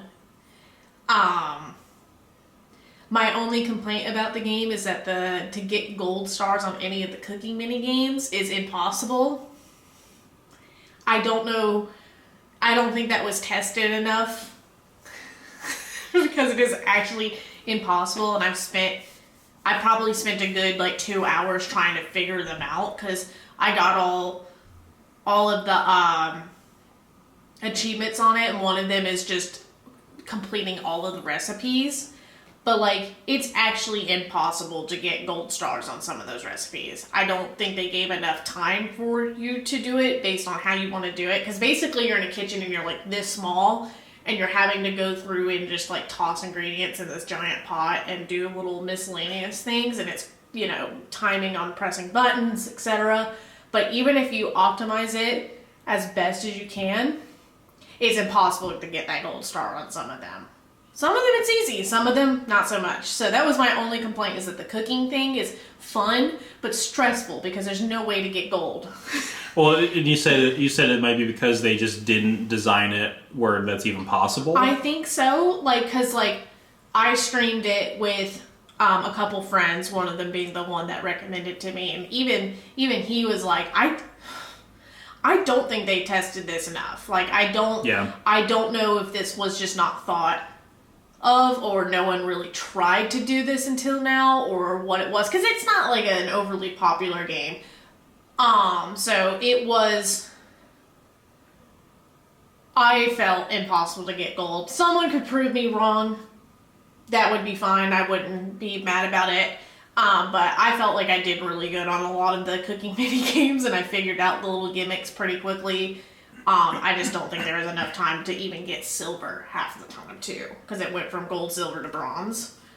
And I was getting bronze consistent. And I don't know how to say otherwise, but the soundtrack was really good. I actually go and listen to the soundtrack quite a bit. It's, I would describe, like, lo-fi, very chill. It's a cozy game. I really enjoyed it. That's why it's on the list. I didn't really want to put it down. And they have more than just cats. If you fancy dogs, they got ferrets, you can get a crow. Oh yeah, I remember him. Yeah. I think you can get a deer. But, like, the last level probably had some of the best animals, and they got some really funky, like, looking cats, but the peak all is Pudgems. Mm-hmm. I love Pudgems. He is this big absolute unit, and you can give him, like, a spray to make him a mount, and he gets even bigger, but then you can change him to purple, and I'm like, I would do anything for Pudgems. Mm-hmm. And there is a plushie that I'll eventually get, but it was definitely worth it if you like a cozy cat, witchy theme, pastel, like, design your own cafe. Like, it's just magical, honestly. I think it's just a cozy, whimsical, magical game. And if you just a little shortny, I would say about 8 hours if you don't do a lot of backtracking like I did. But I would recommend as a cozy game if you like those kind of games. Yeah, I think that those are a underappreciated but incredibly valuable genre, the cozy games, and unfortunately most of them are pretty much exclusive to Steam because they're all kind of low budget. And this is a rant I had in the collecting video where it's like, unfortunately the console market is very homogenized, and you don't get games like this made on the cheap that release for like $20-$30 you can buy on a console, and whereas you can release a game like that for like $10 on Steam, and then there's an audience for it. And so to the credit of the digital distribution, like, advocacy and all that, like, that is, I'm so glad that those games are able to exist and that their audience can find them, and it's cheap and easy and accessible. So yeah, because a big reason because I got a PC this year, and I was like, oh, I now can play Steam games, yippee! And so I was like, what game should I play? And then that's how that got put on my table. And I'm like, yeah, you are now the proud owner of Fred 6.0. I am, and I can play Steam games, which is been nice. It has been nice. I'm not mad about it. Mm-hmm. I guess I've got 2 more, and then we're going to talk about the game that I think we'll be talking about for the longest single segment of this video for sure. I think so. So the first one of those 2, before we get to that one, was the next video essay I did after the Transformers one, which was the next Musou video is Fist of the North Star, Ken's Rage, or Hokuto Musou in Japan. And I delayed this video until later in the Musou retrospective series because I was playing the Japanese version, and I didn't feel like I had a full understanding of the controls because I couldn't, like, translate the tutorial to see if there were any mechanics I wasn't aware of or anything. And then huge shout out to Caleb at Flashing Blades. He got me this English copy, which allowed me to continue that video and finish it. And this was definitely a bit of a chore to get through for the video. It's a good game. Well, it is a good adaptation of Fist of the North Star for the Musou formula. And if you are a fan of that IP, I would recommend it. Because I like Fist of the North Star. It's a franchise I do want to get more into. Because currently I've only seen the movie, read the first couple volumes of the manga and seen a little bit of the broadcast version of the show. I haven't seen like the remake anime or whatever the hell Fist of the Blue Sky is. Like I don't know anything about that one. But this is like, in terms of all the Musou games I've been talking about for the retrospective, which is still an ongoing project. I haven't given up on that by any means. This one is very middle of the road. I think my biggest critique with this, it has good gameplay, but my biggest critique with it is Musou games tend to live and die on the variety of characters you have to play as, and how frequently they give you the ability to change up the gameplay. Because what's the biggest criticism everybody has about these games? They're repetitive. So like with... I'm sorry. There is a good variety of characters in the game, but the length of their individual story campaigns compared to Kenshiro's is like... Kenshiro's is like several times longer than theirs. And so if you marathoned Kenshiro's all the way to the end, you would be super burned out. I don't think you would really even like want to play his all the way to the end, because it would be the same gameplay for so long. And so it's like you would want to alternate between like one chapter of this, one chapter that, one chapter that, like mixing it up to not get that burnout, because the other characters play differently. But there's just so many more Kenshiro levels that you just get burned out trying to... Like, I really wish there was a way they could have integrated the other characters in a way to where that's not the case. Because it's also the case in the Berserk game, which I'll hopefully be talking about soon, where nice wide cast of characters, but like 90% of the game is just guts. And it just doesn't fit the Musou formula, because you're limited on what you can do. I'd look at Guts for 90% of the game. Mm-hmm. He's pretty. Yeah. The next game that I finished, this is getting like in the late spring, early summer kind of era. So I had a curiosity a few years back to go back and try to find the original Call of Duty 2 on the Xbox 360. This was a launch title for the Xbox 360. This released in late 2005. And this was the era of before the Call of Duty series became a monolith and became like this annual release that makes billions of dollars kind of thing. This was in a more humble era for the series, where they were just trying to make like a cool, immersive like war simulation of like, we don't want you to be this big action hero. We want you to be like this nameless grunt who is like trying to survive, and you really feel like afraid for your life kind of thing when you're like slowly crawling through this, and like everything is insane around you, and everything is super intense. And the later Call of Duty games also got really infamous for hand-holding and like scripted sequences and not letting you like have control of the game. And that's where like press F to pay respects comes from, is one of the later Call of Duty games where it's like these like quick time and button prompts and like press button to do thing it got to such an absurd degree that we just made a mockery of and started making memes of it. But this is that like humble era, and this game is still held in pretty high regard as one of the best entries in the series when it still felt like a game and was humble. And so I was just curious as I'm curious to go back and check that out and see how I feel about, you know, the origins of the series before it came this ridiculous monolith that it is today.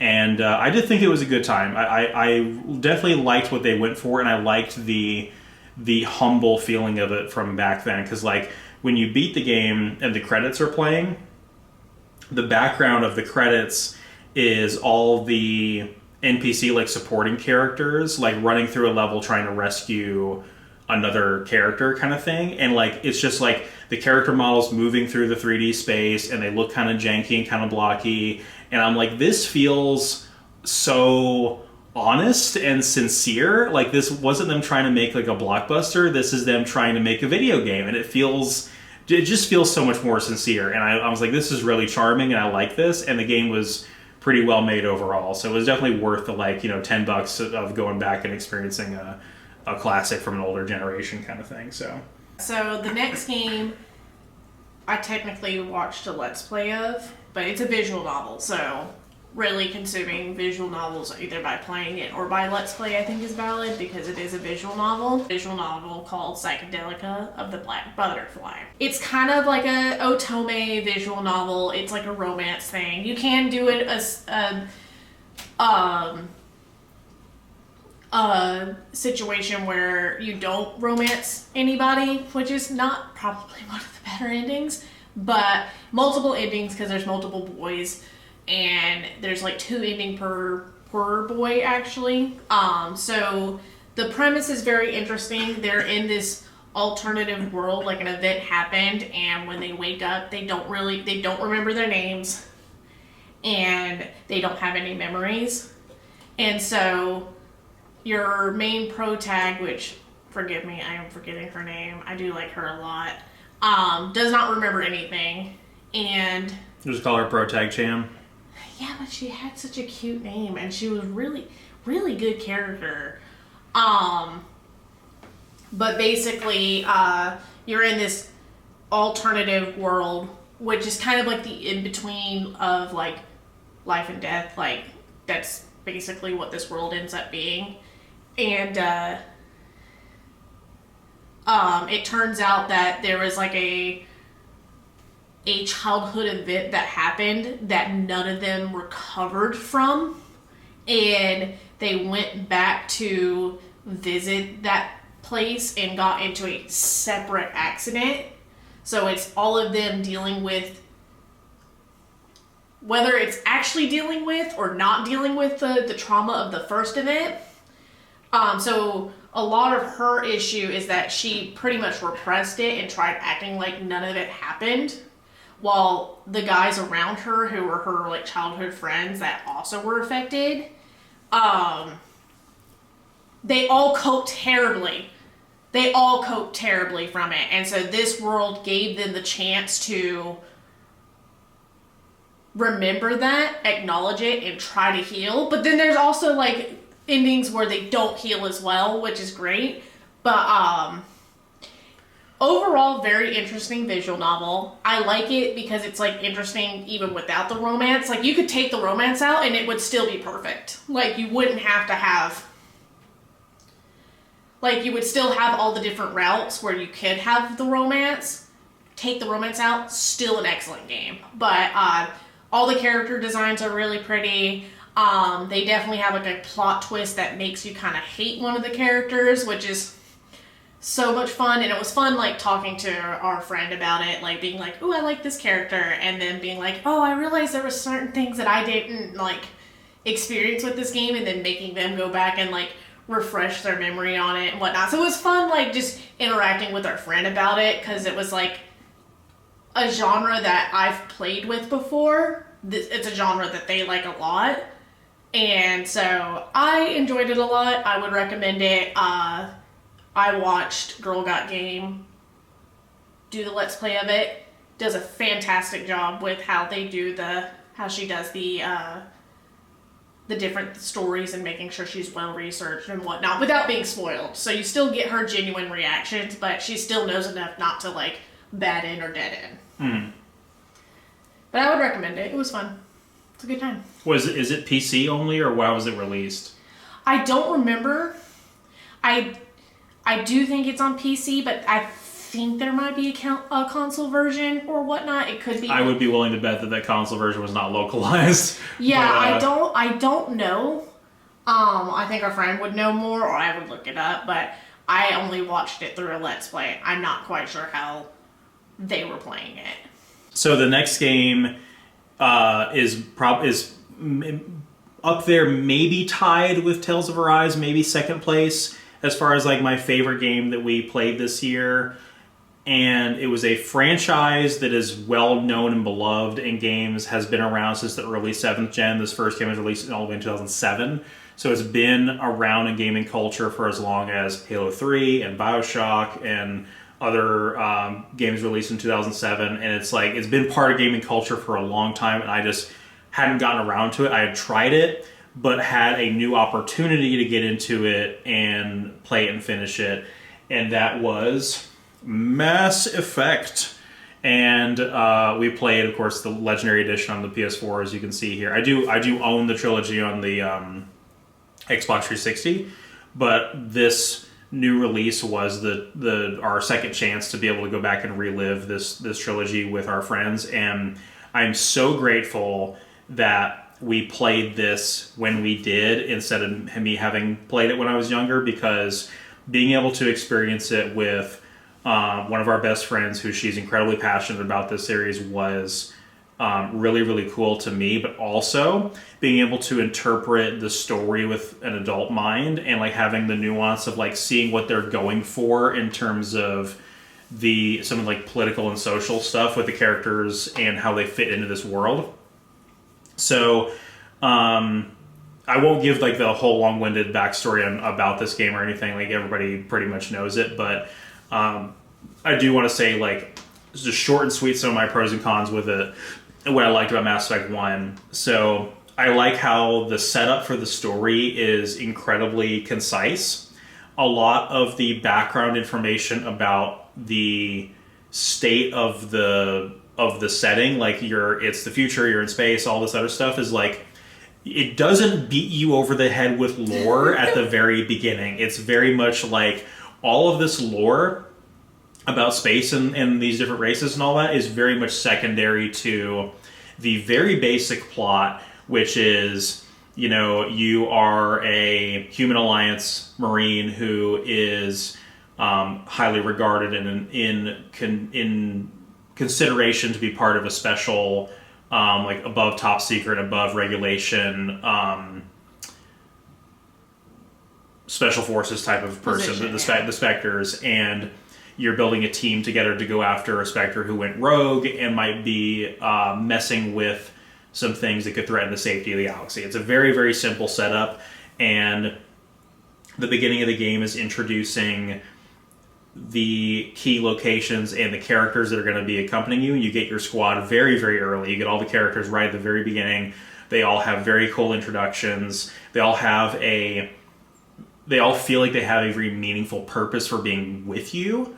And it made it very easy to remember things like character names, the names of the races, the names of locations and stuff like that, where I felt like I was almost like an expert on the lore of this game, only from having played it for a few hours. I was like, I feel totally connected to this world because the setup of the plot was so simple and straightforward, and it got itself off the ground and set it up what it needed to set up, so now you can kind of explore and go on this adventure and uncover all of its secrets. So that part about it I really loved. And then I love the exploration of the galaxy. The galaxy map and the music that accompanies it is super cool. Music. And there's a lot of just like, there's only a couple of like main story missions in the game. In terms of like the total quantity of story mission planets, there's really not that many. But the game still ends up being pretty long because you have the whole galaxy's worth of random planets you can go and visit, and not like random in terms of like they're not randomly generated, but they are. They have just like miscellaneous missions you can go on to uncover more lore about the world, learn about new characters, learn about new factions, self-contained little pocket side stories. And this game is obviously very much inspired by like Star Trek and stuff like that. And so having like little episodic little pocket stories really, really works for that formula, because it is just like the ongoing, continuing episodic adventures kind of thing. And so having like a self-contained story on a planet that only has to do with a couple of minor characters is like super on brand.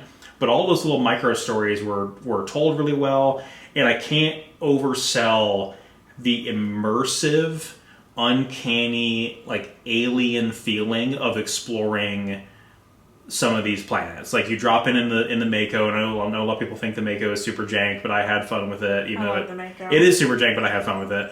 And just that exploring, and it's like it's quiet and it's empty and it feels alien, and it's something like there's something just slightly off about it, where it's like even planets that have like lush green, it's like the wrong kind of green, and you're like, feels weird. It just feels weird, and I'm like, that is exactly what I would want out of a space game. Yeah. It's really like it's almost unsettling to like a creepy degree how immersive the atmosphere is in the exploration parts of the game. Yeah. Very, very well done. Or you're just minding your own business and that there's a Thresher Mall. Uh-huh, You're like, oh God, no, oh man, and I don't like those at all. Yeah. Extremely well written characters. I also like how the game, like again, talking about like political and social messaging, the game kind of lets you adopt whatever political attitude you agree with within the state of the story, and doesn't have, at least to my understanding, it doesn't really feel like it has an agenda as far as like what political messaging it's trying to convey. It lets you side with whatever political position you agree with in terms of the context of the story. So like, for example, I mentioned how like we love like us and our friends that we played it with love every single character in this main cast except for Ashley. I'm sorry, I'm really sorry to any Ashley fans out there. I genuinely, there are elements of her that I like, but as far as like, I think my issue is that I don't like racism as a key personality trait. Mm-hmm. And I definitely don't like it because there's like an unwillingness to change, because you do have a conversation with another character that has that similar mindset that ends the convo going, man, maybe I'm a little old school. Maybe I need to like think about this. Yeah, yeah. And I'm like, so that's my issue, is that that's always kind of like her little like I like Ashley and I would like her more if that was not her core element. Like the core conflict with her is her not liking your alien friends on the ship.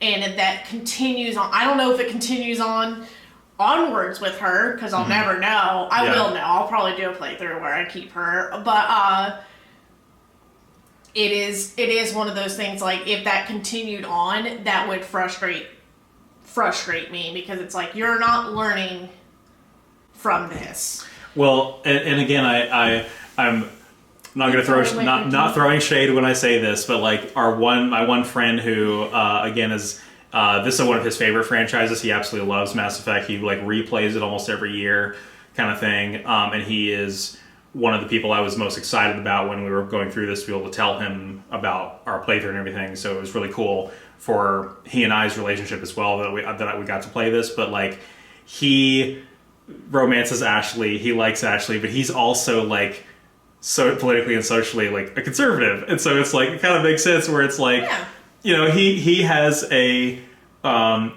political and social attitude where Ashley makes sense for him but doesn't for us, and doesn't make sense for the other people in our play group.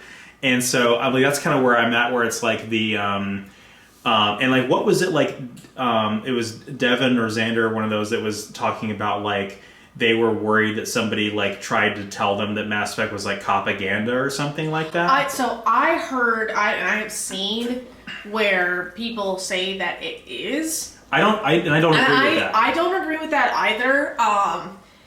Because I do think that it does let you kind of, if you want to be, I think it's very, I mean, obviously it's pro-military to me. I think it does kind of, not necessarily, but you can very much so get to that point. Yeah, you can play a playthrough in which your allegiances and you can play a playthrough in which you are entirely sympathetic to the Human Alliance as a institution that is the only just and right power structure in the galaxy. Like, you can absolutely do that. Yeah. But I don't agree that the game is like pro authority propaganda, actually, because I think that lots of characters in the game have a very interesting relationship with authority, where you know, even as Shepard, the idea of the Spectres is like inherently flawed, and the role playing of being able to pick like the Renegade Paragon and all that, and how much you want to listen to the Council, because there's a lot of times with the Council calls in the first game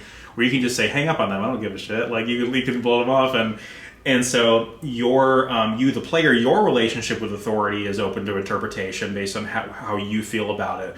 But also you have characters like Garrus, where Garrus wanted to be he wanted to be a cop. Like he was all about He's following Citadel. the footsteps of his father. Yeah, he was all about Citadel security. He was all about, you know, enforcing the law, keeping everybody safe, keeping everybody in line, kind of thing.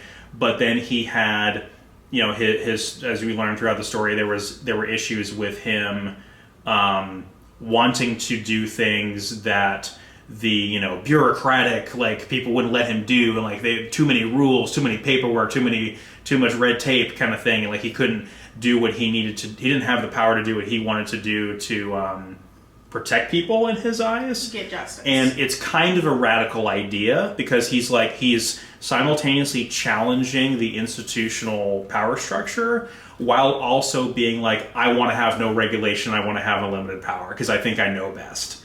So it's like it's a really dynamic but also kind of like problematic series of conflicting beliefs where he is just such an interesting character because of that. And when we get to talk about Mass Effect 2 a little bit later, his arc through that is really cool because he does kind of become like radicalized by an idea.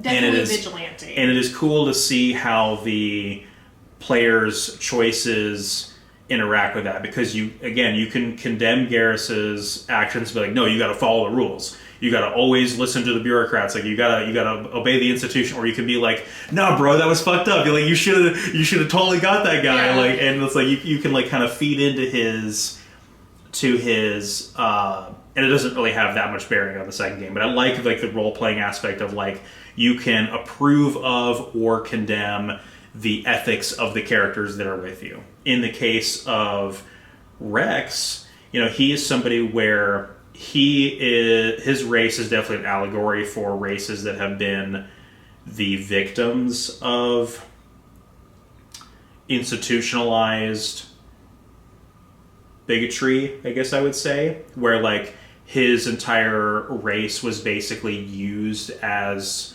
a war machine and then was sterilized as a result of that. And so the Krogans have a complicated relationship with rights and with the authority structures of the Citadel because they don't have the same level of prestige the other that the humans, the Asari and the Turians have. And the Solarians. Yeah, and I only remember this because I just... Yeah. I'm going and through. so it's really funny to see Rex interact with authority figures because he's the kind of thing of like where he just doesn't care anymore. Like C-Sec's giving him a hard time, and he's like, "Are we gonna do this thing again, guys? Like, I don't want to get rough with you guys, but you know you can't stop me. Like, I've got a bone to pick with somebody. You need to just get out of my way so we don't make this ugly," kind of thing. He has nothing but contempt for authority, and like the baked in distrust that he has. Where again, there's like some dialogue where you go to like the Citadel or the council chamber, and he's like, "I bet you they got a sniper trained on us right now," like kind of thing of like, you know, or he's like, "I wonder who pushed the button on the genophage. You know, I bet you the orders came up from the top," and kind of thing. And he's like, that distrust for authority is like really baked in with his character. So like, I don't entirely buy that the game is like is pro authority like propaganda because there are so many characters that have a complicated relationship with it, and you can either through the role playing approve of or condemn those ethics and those behaviors. And I think that's really cool to have a game that is not necessarily politically neutral but allows you to role play different political and ethical roles. That is a really, really novel thing in my opinion. Yeah, and like even in the Citadel, if you talk to Rex, because so we beat this game like earlier in the year, and then we beat the second game, and then we have 2 games before we do 3. So to stave my freaking rabid desire to play 3, I'm playing through 1 again and probably 2 again until we get there casually. So Rex will tell you in the Citadel, he's like, every time I'm here, I always have a friendly chat with C-Sect. Like Rex always getting in trouble and does not give a shit. And like even your first interaction with him is like, I'm going to kill this man, and you're like, okay.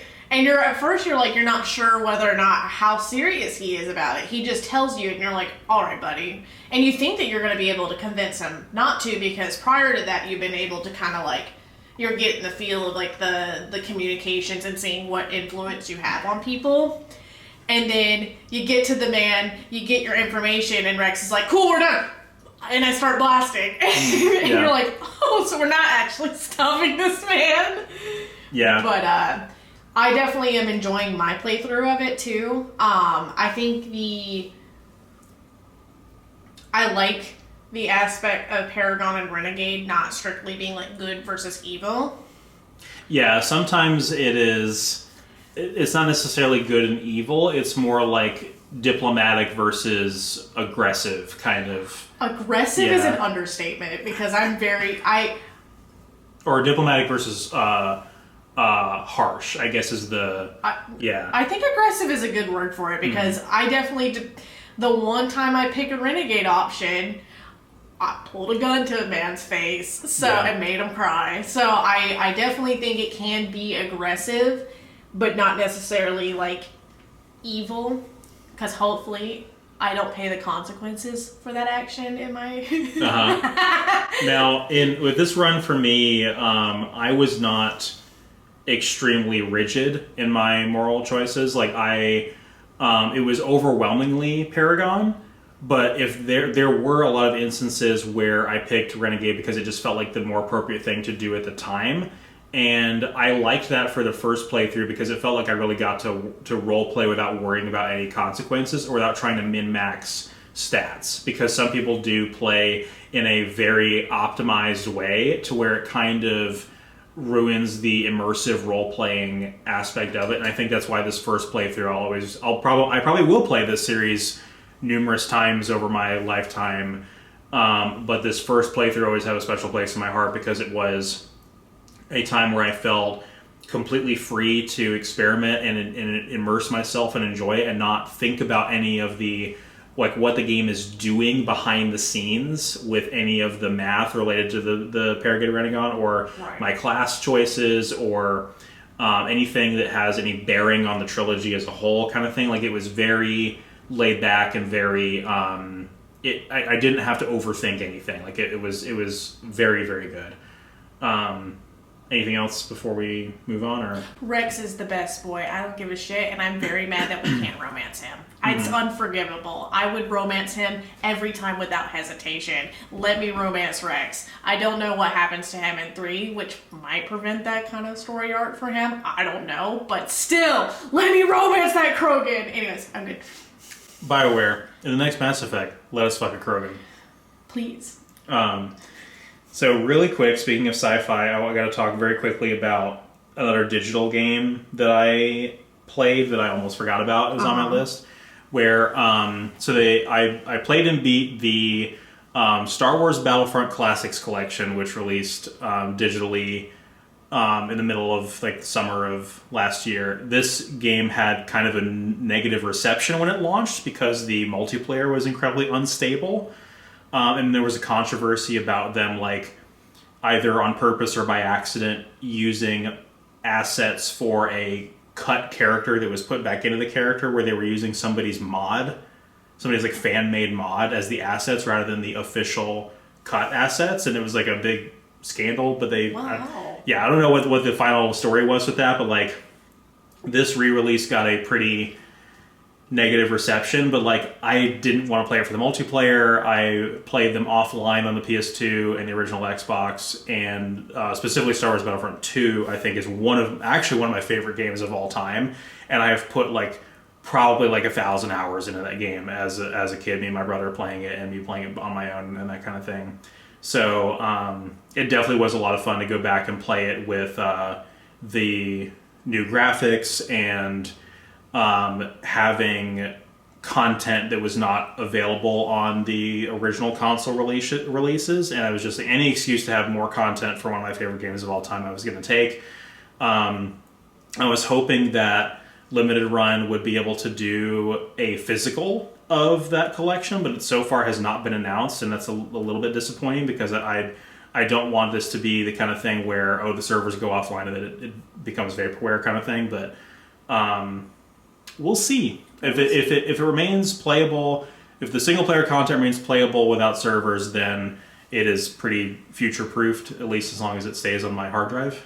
So we'll see what happens there. But I had a lot of fun with it, even though it was a controversial re-release of that game. The next game night game was Deus Ex Human Revolution.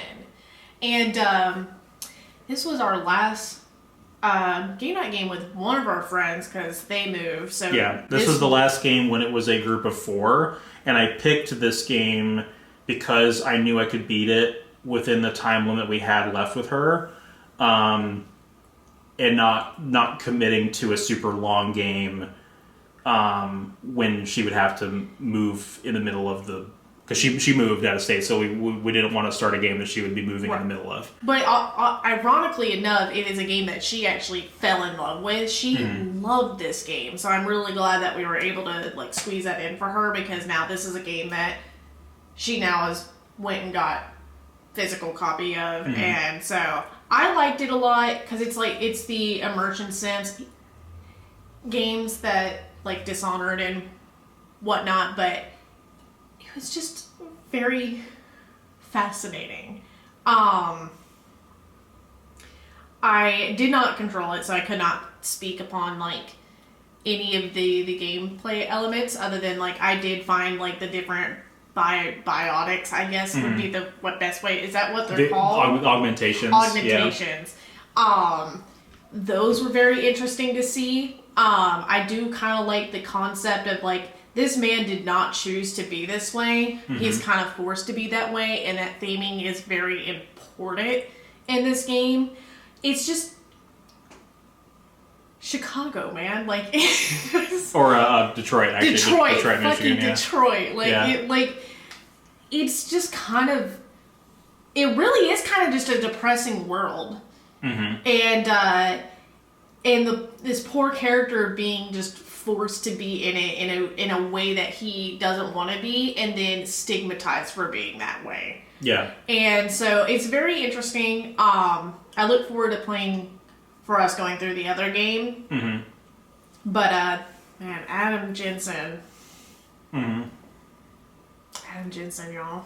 I do recommend this game because it's very interesting. Yeah, he and I are the same age, actually. So when in 2 whole years, when we get to the timeline that this game takes place in, I will be the ripe old age of 34, which is how old he is in this game. God, it's insane. So this was always one of my favorite games of all time from the 7th gen. I originally got it in its release year of 2011. And loved it quite a bit. I was too young to have played the original Deus Ex because it was a PC exclusive in 1990 or 2000, the original 2000. And this game is praised for having a really good story and making those immersive sim gameplay mechanics accessible on console, but it's also criticized for being a much more simplistic, much more watered down version of the original PC Deus Ex from 2000. I didn't realize this until good old H-Bomber Guy made his 3.5 hour long video about this game, that this game had a very troubled development. The studio that was making this game was like bought out and merged into a different studio while making this. And there was a point in time where they didn't know who they worked for when they were making this. And I find that kind of ironic when you consider like the political and social themes of this game, where you have like a society where corporations own everything, and there are like shadow corporations and sock puppets that just exist to own things and don't really do anything, and nobody knows who owns anything, kind of thing. And it's just like this corporate nightmare.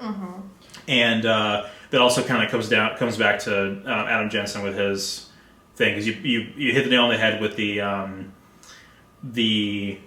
he has a little bit of like survivorship guilt as well, but there's this social debate about the ethics of the augmentations, and he has this interestingly neutral opinion of it, because yes, he has augmentations, but he didn't choose to be augmented. He was given these augments to save his life, so you again as the player being able to role play through him can have your own opinions, similar to Mass Effect has the same dialogue wheel thing.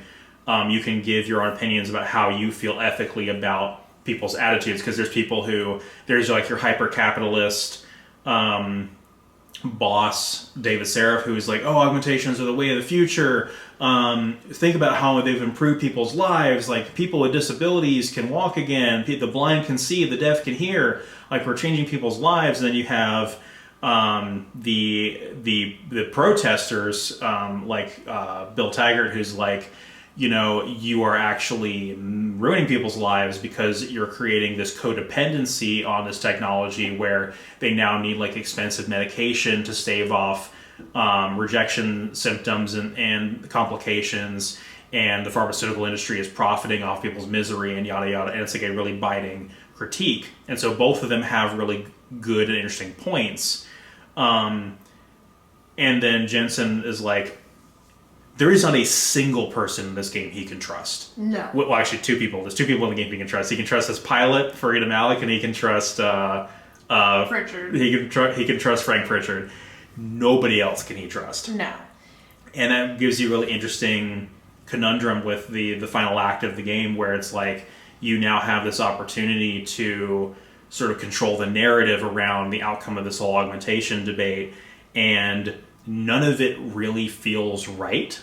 And actually, as much as I love this game's story, this particular playthrough, because we went and watched all the endings back to back, I actually felt myself feeling pretty disappointed in the endings in this particular run. Maybe it's because it's been so long since I played it, but like I found them really profound when I played them when I was younger, but now I'm like, now I feel like they really kind of fumbled their own metaphor. I could make a better argument for David Seraph's point and for Bill Taggart's point than they do in the game. And it's like, we had a long discussion before we decided which ending to do first, what we wanted our technical true ending to be. I mean, we sat there and discussed it, because even I was like, I can, with a chronic illness, I can kind of relate to like the if you could make it go away tomorrow. If I could make it go away tomorrow, but I also dislike I hate insurance. I hate the status quo of health insurance in the United States and how unhelpful it can be.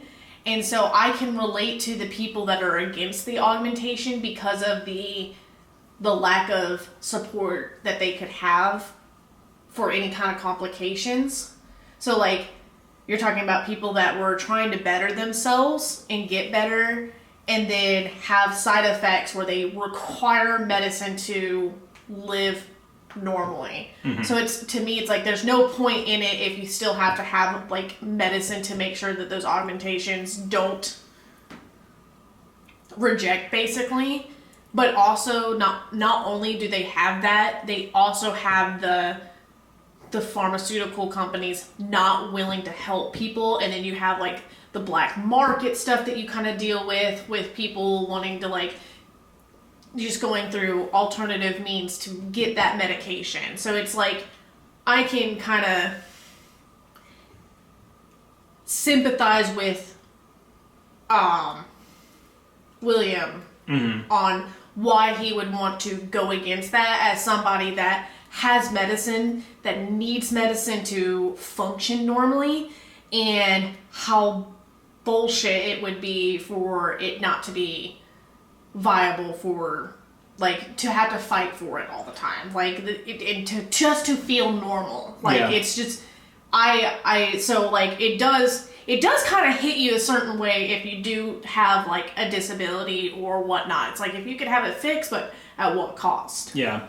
And then, I think that's why as a side note, the fourth ending, the burn it all to the ground, like the fucking all ending, yeah.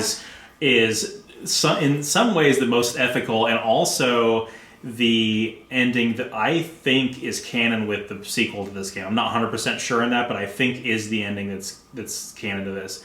Also, the exactly what we're talking about is the kind of thing of, like, that is the cyberpunk aesthetic, like, distilled into its most basic story beat, is that, oh look, technology got better, but it didn't actually improve people's lives in a meaningful way. Like, yes, we have crazy technology, but there's still people living in squalor, and it did not solve society's problems.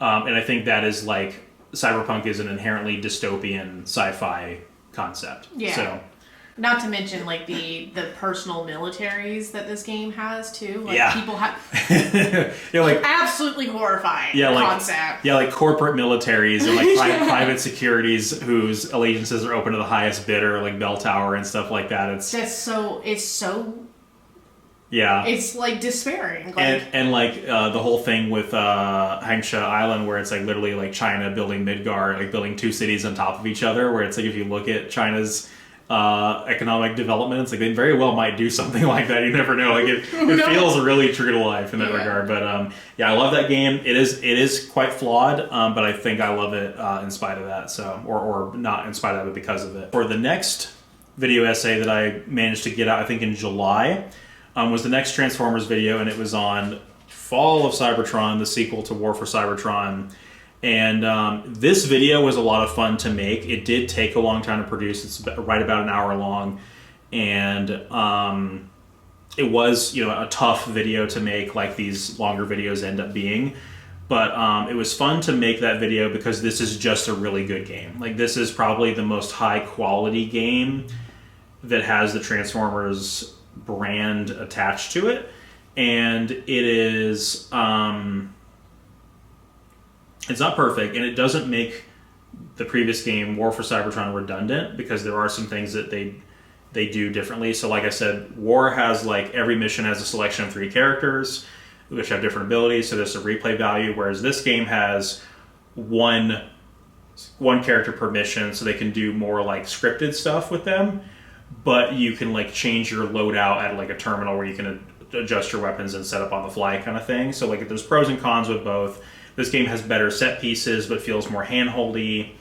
But this game just has, like, so many cool moments. It's got Grimlock. It's got Grimlock, man. Yeah, it's got another. You saw. So we just watched the 1986 movie last night as part of our New Year's thing, and you saw Devastator in that, who is one of the combiners, the Constructicons. But this has a different combiner team, the Combaticons, which make Bruticus, this guy.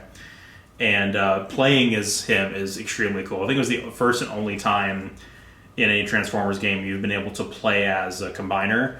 And it's just so cool. And like, now that you have seen that movie, you know how much other Transformers media loves to reference the 1986 movie, and how they're just like kind of obsessed with nostalgia and self-referential stuff.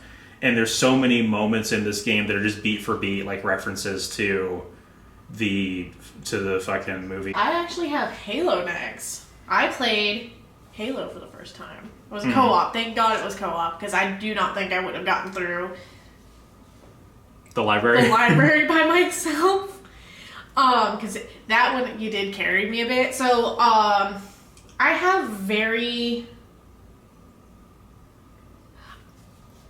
played a little a long time ago.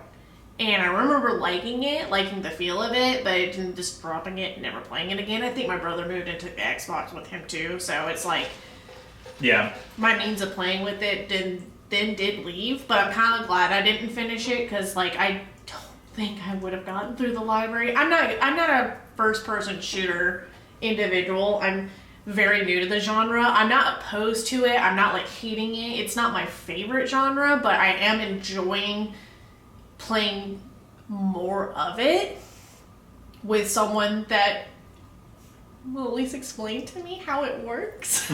Because like, there has been a couple of instances where I've been thrown into games and no one explains anything to it, and then I hate it. Yeah. So like, I'd love to replay too. But overall, I really like the story of it. It did like pique the interest of the rest of the series, so I do look forward to. I think it did a great job of like making me curious about more of it. But God, those little the creatures, the flood. The flood. I will never like those things. They're awful, and they look awful, and it just creates panic. And I think part of it is that I'm a panicker when it comes to games. If something's coming at me like that, I do not handle it well. I do panic. So I'm grateful that we're able to co-op it, because I do think I would struggle a bit. Now, my favorite part was definitely controlling the Warthog. Yeah. I did really well with that. Yeah, I think, did you get us through the final Warthog run at the very end? Was that you controlling that? I think I did okay, but I didn't make it all the way the first 2 times, and then I was like, please just get us through this, and then you finished it. But I did relatively well. I just couldn't get that last little bit. Like, I was always like a couple, and then it's like one of those things like, oh, I did it well the first time, and then I'd start declining and getting frustrated, and I'm like, just get me through it, because I'm never gonna do this good. It's the first try. I'm like, yeah. Obviously, this is one of my favorite games ever, and this is actually among the Halo series. The first one is my favorite. So I was very happy for us to go back and experience this together. You know, if anything, I don't necessarily expect you to love it, but it's the kind of thing of, it is, you know, just one of those experiences where it is just such a pinnacle part of gaming history and culture that it's worth having the context for it, just for the cultural relevance of it. But it was fun. I liked it a lot. yeah, I think that it has really, really solid controls for, and like the feeling of the like audio-visual feedback of the shooting like feels particularly good for how old it is. And then the story is given to you pretty gradually, and some of the story beats are given to you like in the middle of the mission. Like Cortana will like notice something new about the ring and be like, oh, by the way, this is going on. Did you realize this? And you're just like, okay, well, there's more story. And so like I was hoping that we weren't like missing parts of the story because it was like in-game dialogue kind of thing. But yeah, the twist with the Flood is always catch people off guard. I knew about them, I think, before I first played the game, but had forgotten about them. And so when they came up, it was a surprise for me too. But I was like, I love that you had no spoilers on that, and I was just like, I was grinning from ear to ear, waiting for us to get to that level, because it like becomes a survival horror game all of a sudden, and I was just like, I panicked so bad. I was absolutely. I died a lot. Yeah, I found that to be well worth the anticipation of seeing you react to them, and then the whole plot twist of like what the Halo is and what it does is always a really cool story beat. And there's actually a lot of parallels with the sci-fi mythos of both Halo and Mass Effect. They have a lot in common with each other as far as like some of the world building and some of the way that the alien races work and all that. There's a lot of similarities. Yeah, but I think it's aged fantastically. Like, honestly, like it's hard to believe how old the game is when I played it, because it still looked great, and it plays. I think it plays so well. Like it's very user friendly. Yeah, and to be fair, we did play it on we played the anniversary version specifically on the Xbox One Master Chief Collection, so we did play the most modern version of the game that exists, but we played it with classic graphics, so it was all the original textures, models, and cutscenes, but it was, you know, in an HD aspect ratio at 60 FPS, so like it was a enhanced version of the original, but it was still the original graphics, because I would not want you to be spoiled on the remastered graphics. Like, you have to appreciate the original graphics before. You could change in between, and I know we changed in between a couple levels to look, and I actually preferred the way it looked, because it did that thing where it remastered it and it was overly detailed, and I think it lost kind of that something that made it special. And so, like, for me, it's like I would never want to even play it that way, because it felt grimier, darker, and not. It lost something that made it special doing that, and again, if you like it that way, that's fine. But a lot of people actually agree with you. A lot of people think that the anniversary graphics, the reskin of the new visuals, is ugly and over designed. Yeah, well, I think a big part of it for me is that it was dark. Like, it was hard to see shit in it. And so that's where I was like, I don't really like... I appreciate you letting me, like, see certain levels with it, because, like, there was, like, the one level with the weird liquid. Yeah, the second to last level, we were like... Wait, I couldn't see something in the environment. Like, I think we had, like, dropped a weapon or something, and I was like, I can't find it. I'm going to switch to the anniversary graphics just to see if we can find where it landed, because the anniversary edition will sometimes add more, like, light elements or, like, foliage and stuff to the environment. So I was like, let me just see. And it's a massively stark difference. Yeah, speaking of polygons, and speaking of people not having spoilers for plot twists in older games.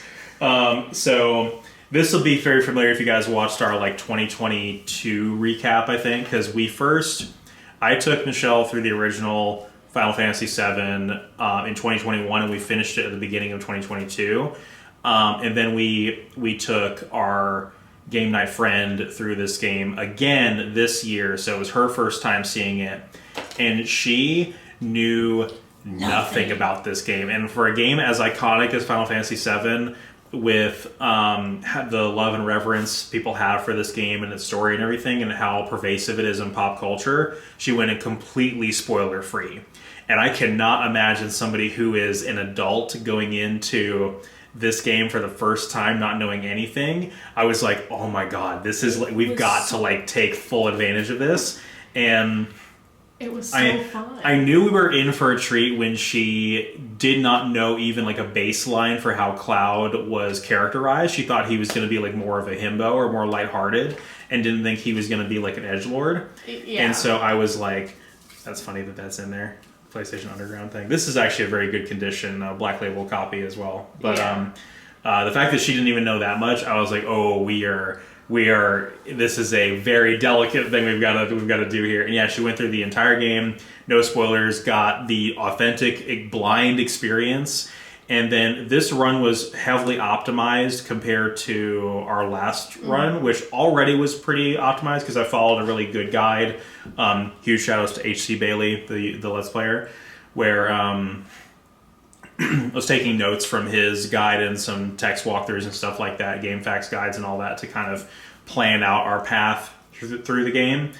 But we did some stuff in this run that we didn't do in the previous run. I'm trying to remember what it was. We did a lot of the final... oh my god, that's right. Yeah, so the level 4 limit breaks. Yes, yeah. Thank you. I'm like, my brain just, like, on limit breaks. But you got a lot of those. I got all of them. Yeah. Except for Euphies and Kate Siths. And then I got Eris's and didn't get a chance to use it in the game. Yeah. Because right when you got it is after it was the last opportunity to use it. Yeah. But I got everybody else's, and it was really cool because the first phase of the final battle, Bizarro Sephiroth, is like you have 2 or 3 teams of characters depending on your party's average level, and you can toggle between them to attack different parts of his body. And so Team 2 was basically like all characters that didn't really have much of a material loadout, but all had their limit gauges full, and they all got to use the level 4 limit breaks in a big montage. I just thought that was cool. And but I will say, the music for that fight, I forgot the name of it, which is crazy because I have listened to it a lot. For Bizarro Sephiroth? Yes. I like it more than One Winged Angel.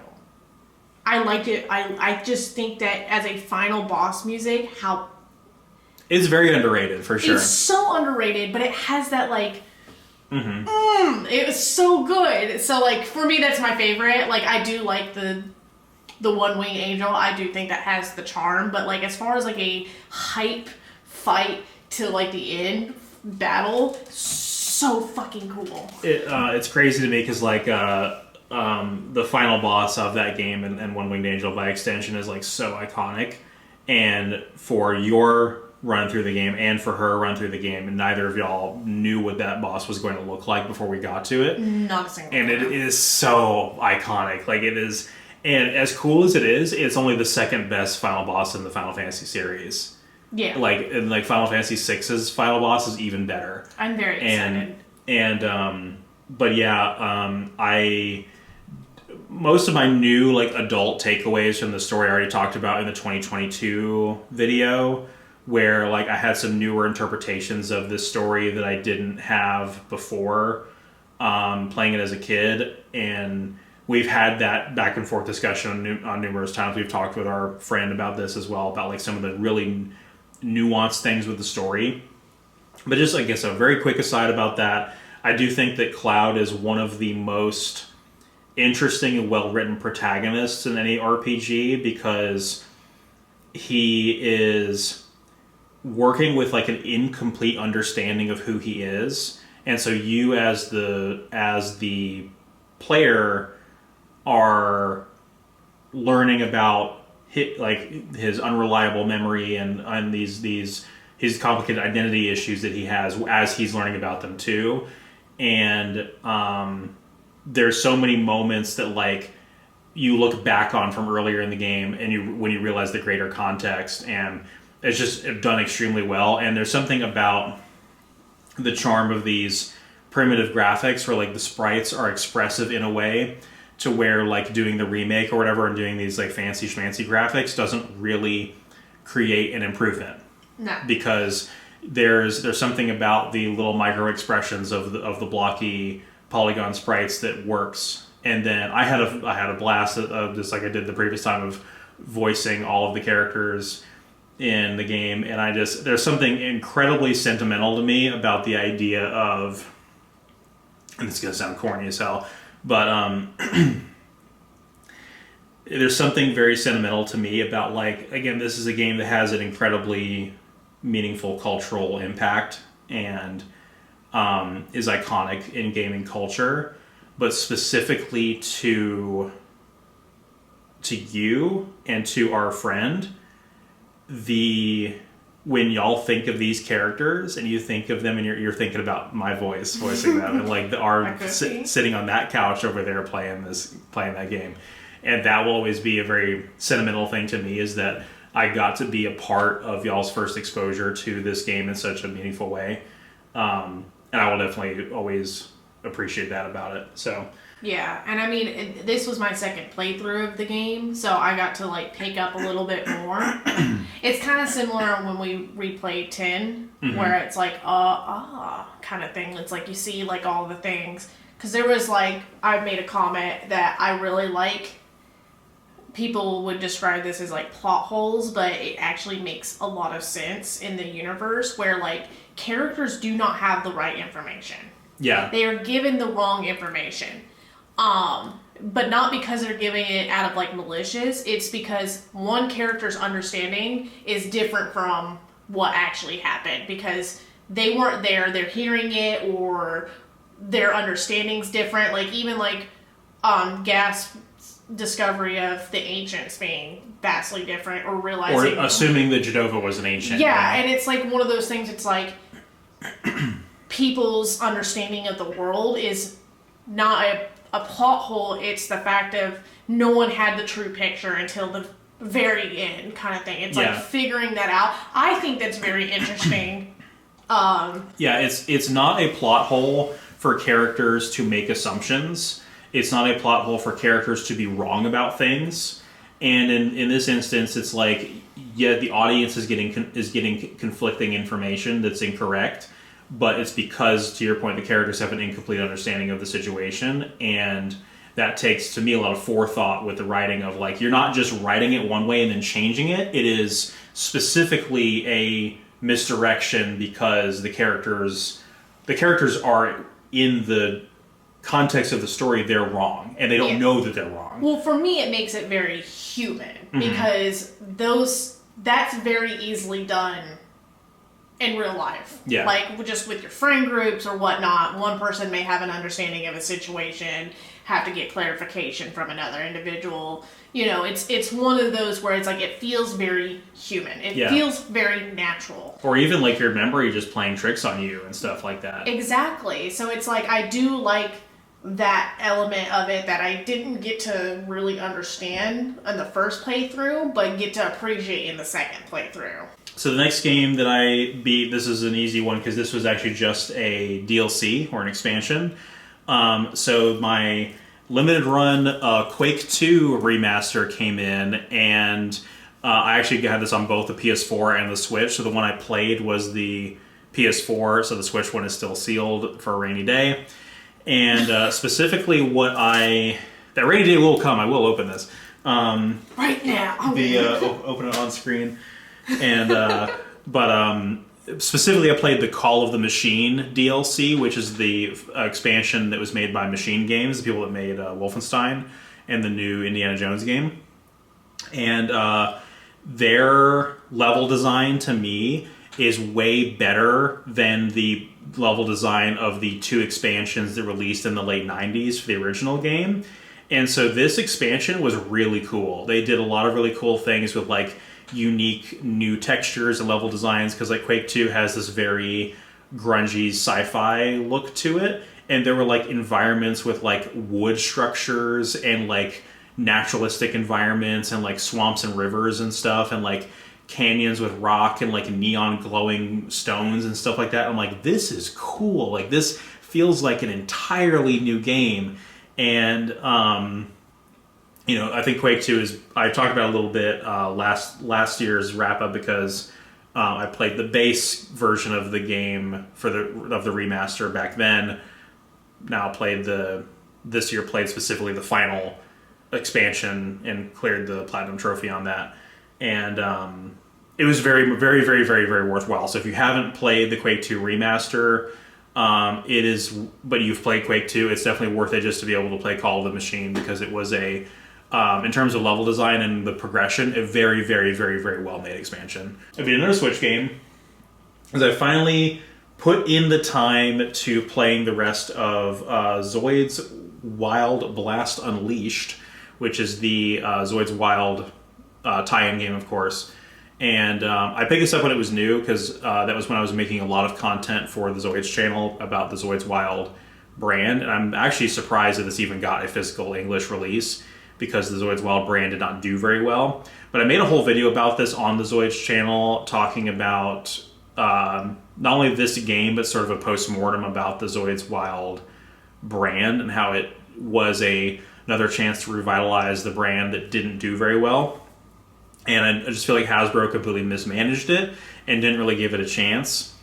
And here we are, and it just kind of flopped. But I wanted to put in the time to not only like finally play this, but to talk about it for a video on the Zoids channel, because I had a drought of content over there this year, which I'm not particularly proud of, but it is what it is. And so my biggest problem with this game is that it does have good gameplay. It's like a 3D arena fighter where you basically are fighting one Zoid at a time kind of thing.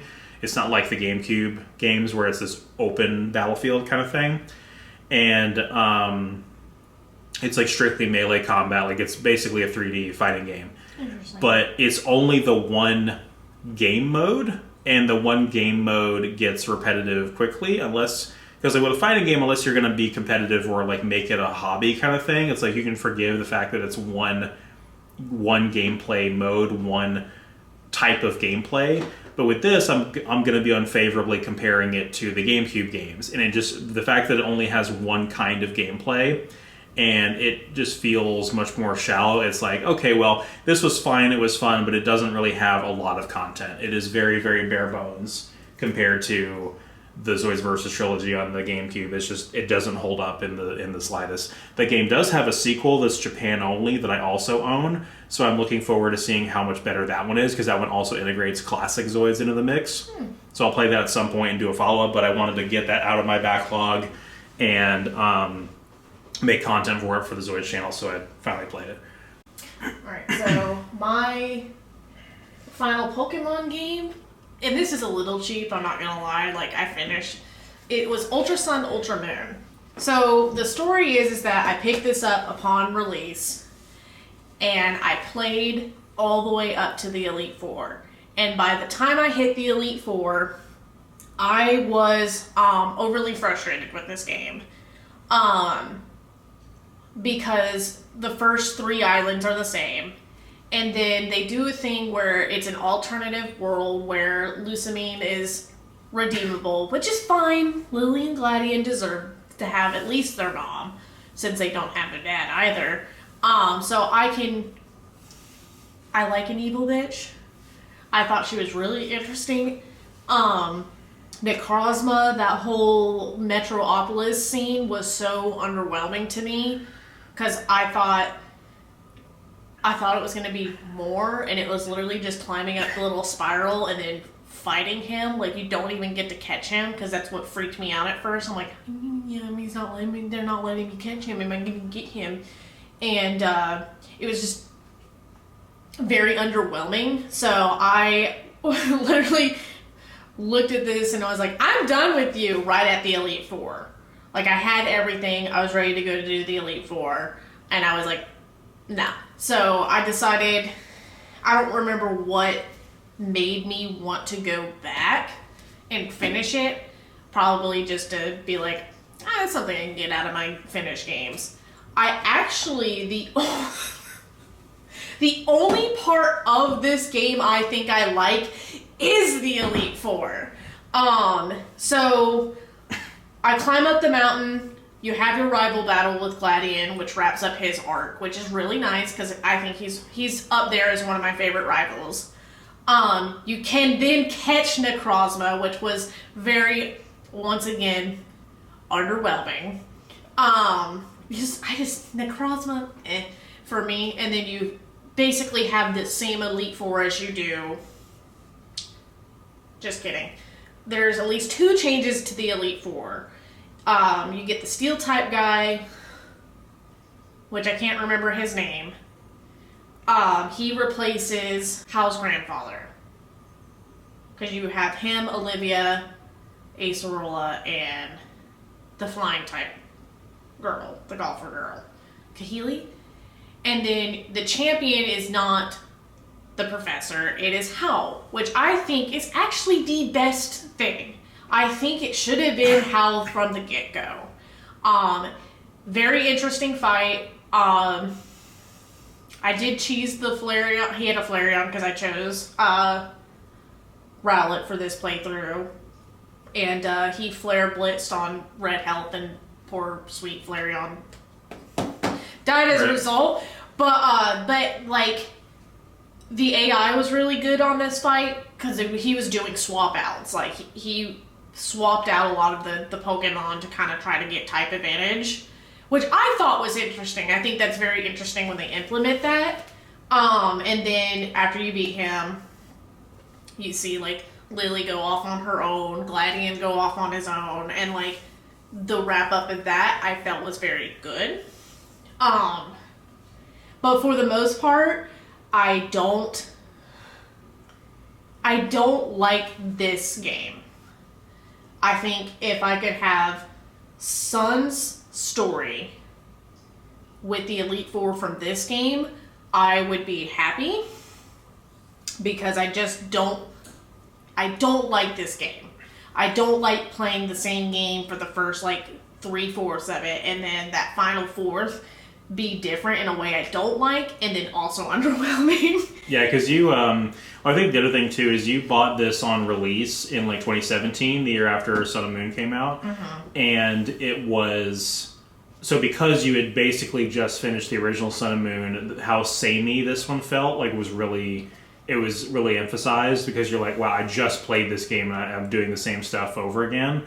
And so it like wasn't different enough, and then to your point, it's different in ways that made it worse. Yeah, and like I know it has like the Rainbow Rocket stuff, which I haven't done, so maybe I'll like that part a little bit more. There's stuff in this game that they added towards the end, but I don't really consider in-game content when I think of like the storyline. Like the in-game stuff is always a bonus for like a reward for finishing a game. I usually expect that to be decent. Like, so like the silver, like the red fight. And so I do expect like the in-game stuff to be a little bit more fun and like a reward for finishing the game. So I guess I did play it right after, but I still think that's really cheap for them to release a game like that a year later and it be samey. But I guess if you did have some time in between, it wouldn't be too bad. But again, the issues I have are part of what was different.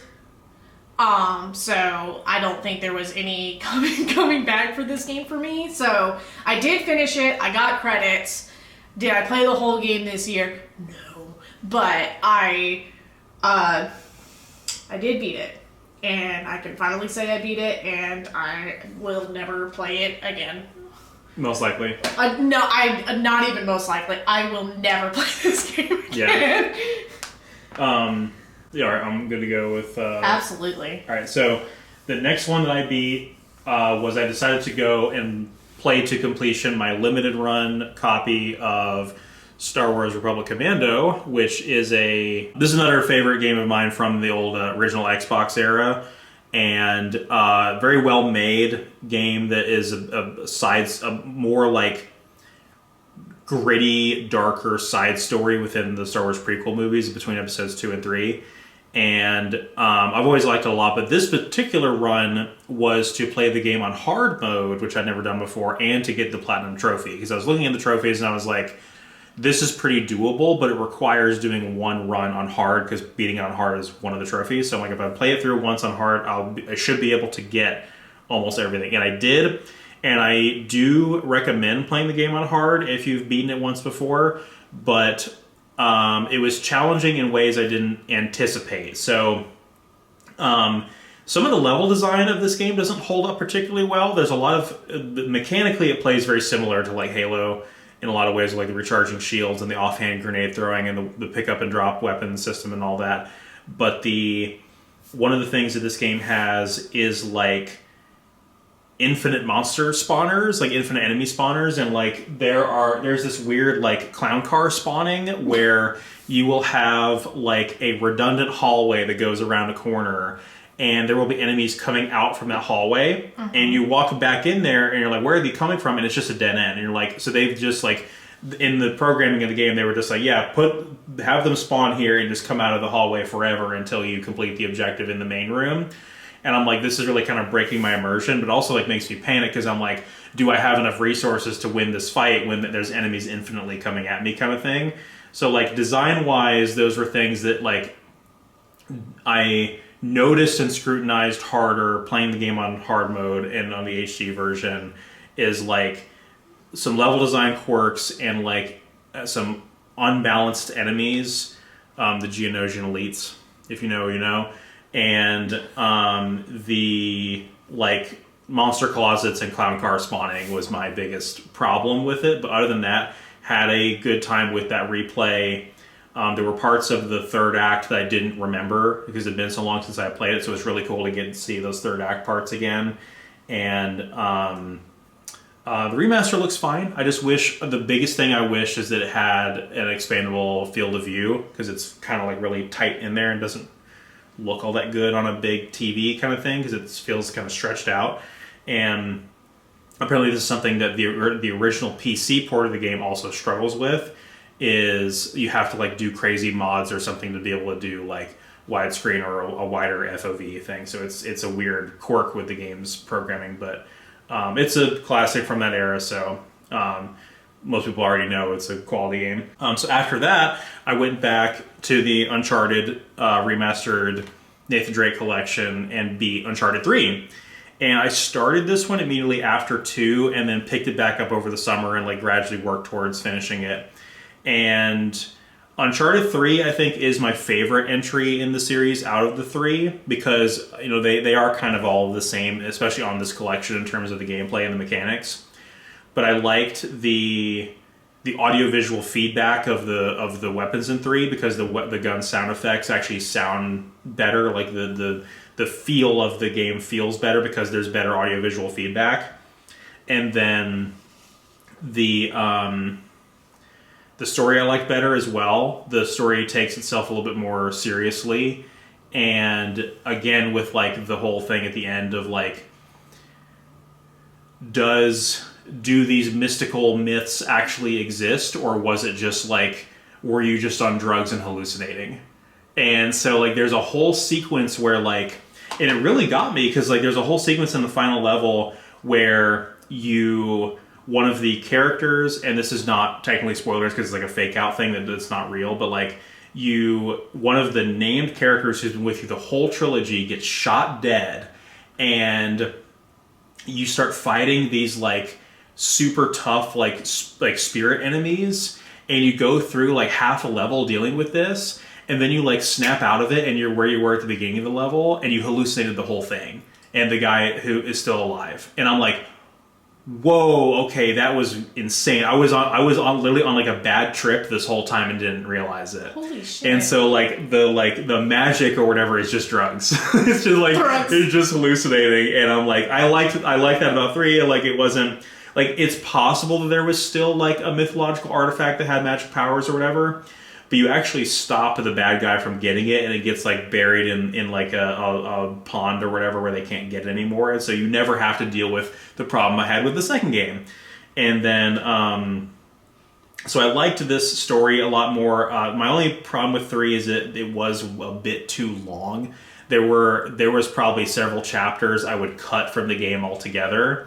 And, I didn't like the hand-to-hand combat, so they added this new melee combat where you could do like get into fist fights with guys, and there used to be just like a really goofy melee thing where you could like whip somebody with your gun or punch them, and they would usually like if they were low enough on health, they would instantly fall over. Mm-hmm. But I guess maybe they didn't like how that was implemented in the previous games and wanted to change it, and so they opted for this new like combo-based melee system, but it never works in a like big encounter. So like the first time it's implemented is at the very beginning of the game where the character literally gets in like a bar fight and there's no guns involved, so it works. But like later on you'll be in the middle of a firefight and there'll be like this dedicated melee guy, this like big bruiser comes out and wants to fight you, and I'm like, there's a guy over there shooting me. Am I going to just stop what I'm doing and fist fight this guy? It's ridiculous. And so there'd be times where I'm like, let me get far enough back from the melee guy to where I disengage with him, and the game will just let me shoot him. When it sometimes would work, and I'm like, that seems so silly that like that's the solution to that, and it felt like a thing that was very sloppily implemented, and I didn't particularly care for it. But to me, it has the best story of the 3. Some of my favorite set pieces of the 3. There's like an extended sequence of you wandering through a desert, not knowing if you're going to make it because you just don't know where you're going, kind of thing. Yeah, it's my favorite game in the trilogy, but I still think that the trilogy is a product of its time, where that was the era where selling a game just on spectacle was enough. Like, having it be this like big blockbuster movie with all this cool action, all these cool stunts, and like these lifelike looking characters was enough. And whereas nowadays, when that stuff is kind of the norm, the gameplay is under a lot more scrutiny for not being particularly deep or complex. So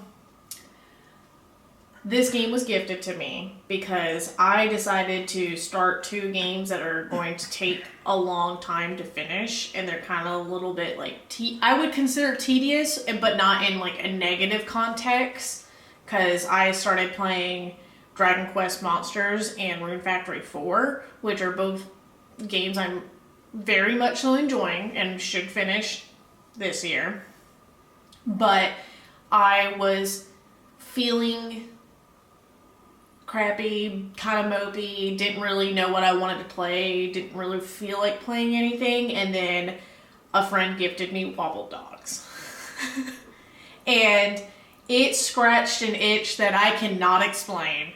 It is a goofy eugenics game with dogs, and I say dogs with a question mark because dogs don't pupate or have wings or have multiple legs or multiple heads. So the general gameplay is you get these little creatures, you feed them all sorts of things. They have a whole system of like gut flora that as they pupate, they inherit the whatever traits that food gives them. You can teach them things. There's a whole bunch of design the little rooms. But then once they become an adult, you can breed them. And it puts you in this weird breeding simulator, which is that's so when I think about it, it's just so bizarre. And it's like this weird breeding simulator where it kind of like gives the traits with each dog and give you a bunch of puppies. And then you select 2 of the dogs and continue on and continue on and continue on. And then you can select a dog at any point that you're like, I want this one. Or you can keep going and you can see the simulation stability go lower and lower and lower. And the lower it goes, the more likely things fucking up. So I love probably any out of context quote ever done with this game. Because like my friend, I streamed a lot of it to my friends. And there was a lot of moments where it was like, that sure is a sentence. So there was a moment where I was trying to mutate dogs, and I'm like, I need this dog to get rid of this one leg it has. I want this dog to be legless. And it's like, it's fucked up, but it's like, I wanted that dog not to have a leg. And it's like, it's just weird. It's just a weird game, but I had so much fun with it. And I'm still having fun with it because I'm still playing it. And now I have another friend that's getting into it, and I'm just like, good, we're wobbling dogs. And I have to say, it probably was one of the most interesting games I played this year, because it's just weird dog eugenics and just overall really just silly and fun. Like, it scratched an itch I need, it cheered me up like it should, and I do highly recommend it for anyone that just wants a weird ass game to play. Mm-hmm. I mean, and it's worth mentioning as well that the concept of a dog is applied extremely loose here, it's because so loose. They are these, like, the graphics of the game, they are these weird blocky abominations. They're babies. And they stop looking like dogs extremely quick. Yeah. Especially when the length of their block torso starts changing in ridiculous ways, where it gets like longer, shorter, wider. They start having like inconsistent numbers of legs and tails and heads, and they grow like bat wings, and it gets ridiculous immediately. There's like 6 kinds of eyes, 6 kinds of noses, 6 kinds of ears, different wings, different types of tails. You can get multiple heads. Like, you can make like a biblically accurate angel in this game. Yeah. Like, and one of the achievements is the one-winged angel, which is literally just getting a one-winged dog, which I did, and we did name it Sephiroth. Yeah. So he did. I have a whole bunch of them that are named after Final Fantasy VII characters right now. So I definitely recommend it. No, these dogs are not dogs. Dogs don't eat insulation, which is one of the items that these dogs can eat. Yeah, I mean, if you don't let them eat, that's insulation. Yeah, well, like,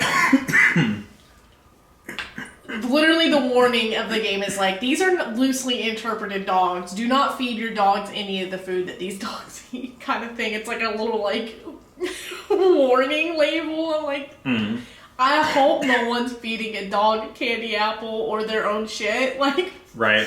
or their baby teeth, which they typically do actually eat on their own. You don't really have to feed dogs their baby teeth. They just kind of accidentally consume those. Anyways, but I did have a lot of fun wobbling them dogs, and I'm still going to have fun wobbling dogs in 2025. All right, so next I was getting footage for the game collecting video, and I had a absolute ton of gameplay footage from random games that I almost didn't get a chance to use. I couldn't find a place for it, and I was trying to cut down on the size of part 1, the, like, you know, backstory part, because I'm like, I don't know if anybody's really care about my personal story with games or anything, but like, I was getting footage, and I was playing a little bit of Spyro 2 on the PlayStation 1, and this ended up being just like, oh no, a whole afternoon has passed and I've now played the entire game. And I think this was like a Sunday where I think we were up like extremely late the Saturday before or something like that for something. I don't remember what it was. I was just tired that day, so I was getting footage and I was like, I'm just gonna marathon this game to the end. Like, I think I was like just tired and like frustrated with something, so I was like, I'm just gonna keep playing this game, dude. Like I'm just gonna, or maybe I was sick. Like, maybe I was sick that day. It was before I got the flu though in December. It was earlier than that. Yeah, but I think you were just. I don't think you were sick. I just don't think you were feeling good that day. Yeah, I don't remember what it was, but I know I didn't feel like doing anything else. So I was like, I'm just gonna marathon this game, and I played it in like 2 sittings. In 2 sittings, I played it completely from beginning to end and finished it. And I played this game a lot as a kid, obviously, and. It's not a long game. It's actually it's a respectable length, but it's just that I just knew what I was doing. Like I was able to go through really quickly because I'm very familiar with it. But the this stats. level, this game, some of the levels I think are more charming in its original version than they are on the Reignited trilogy. You do lose some of the charm when you like smooth everything out and kind of soften it up a little bit, and like some of the sound effects are crunchy in this version that you don't really have that same crunch in the HD version, and there's like vocal performances that are goofy in the classic version, and they just lose their charm in the Reignited trilogy. But I would like to play the Reignited trilogy and evaluate the total game at some point. I'll probably do that at some point soon. Yeah, because like speaking of like crunchy sound design in older games, actually really like that. That was a thing that I really liked about 7 as well, as some of the sound effects were crunchy. Mm-hmm. Final Fantasy 7, that how crunchy they were. Like there was like one move that we were like, God bless the way this move sounds. Like can't imagine, but like I do appreciate. I just like old games. Like I love that crusty, crunchy, just delightfulness that is older games. I kind of like when sound effects in video games are like ridiculous and over the top and don't sound like anything real. Mm-hmm. So part of that same thing, while I was getting footage, I was getting footage of... I was on an Insomniac kick because I had played Spyro 2, so I just like... I booted up the Ratchet and Clank HD collection to get footage of the second game for the video, and I was like, I have a save file that was started of the third game, and I just played again. I just like it was over like an afternoon, played the whole game to completion. I was like maybe like 25% into the game when I discovered that save file, and I just played the whole thing to the end and just finished it. And I've played this whole trilogy a lot as a kid, obviously, but like. The third game is really, really solid. I don't think I'll say a whole lot about this right now because you're actively playing the first game. The first Ratchet and Clank is our current game night game. And so I don't want to spoil anything about this right now by talking about it so close to when you're playing the first one. Not that, it'll be a long time before we play this third one, but like... Story-wise, I don't want to be spoiled on it because I'm very much so enjoying the first game and I look forward to talking about it. Yeah, I just, video. if anything, I don't want to get you like confused with things to expect out of the second one versus the third one, so I don't want to talk about it too much and it just be this confusing thing of I forget which story is supposed to have this or which game is supposed to have which mechanic or weapon or whatever, so I don't want to talk about it too much, but it is like, I've gone back and forth about which of between the second and third Ratchet and Clank is my favorite, and I replayed the second one, I think, in 2022, and I actually think between 2 and 3 that the second one now like slightly edges out the third one as my favorite, but it is very, very close for reasons that will make more sense when you've played them. The final game on my stack over here was Shantae Half Genie Hero. So this game was a game night game that me and our game night game buddy kind of co-op. I started it and then she kind of finished it. I really like the Shantae series. I look forward to playing more of them. It's a gameplay style that's very nostalgic because it's that side scroller, very traditional side scroller, yeah. Very traditional side scroller, which I grew up with because like I played the Mario Brothers series growing up, so it's very close to home for me as far as gameplay wise. But I just really like the humor in this game. The game is funny. Like it's cheeky and cute, and the characters are really good, and they play off of each other really well. I really like Rowdy Tops, and I like Risky Boots. I think just the level designs were really good. I like the different like NPCs as well because they all kind of change. And I just think it's a really cute, cheeky, fun, creative game. And I look forward to playing more Shantae games because I know we have a couple more on our list. Yeah, I own the entire series, but the one I'm excited for you to play the most is the one after this, Shantae 5, the Seven Sirens. The one that we started playing a little bit after this game. Yeah, because that one's a Metroidvania. Like, it's a fully, like, open world exploring kind of type game as opposed to linear stages like this. Yeah. And I think our friend could say it's a good amount of challenge without it being, like, overbearingly hard. Yeah, like it has some quality of life improvements over, like, SNES era side scrollers to where it doesn't like horrendously punish you for dying kind of thing. Yeah, so again, I liked it a lot. I love the art style. I just really like Shantae. I just think she's neat. And I think she is a fun little pro tag that is cute and silly but still like she's a good hero. She's just I really like this game. It was my introduction to the franchise. I actually played the Vita version, but for this playthrough we played the Ultimate Edition on the Switch. But I originally played on the Vita.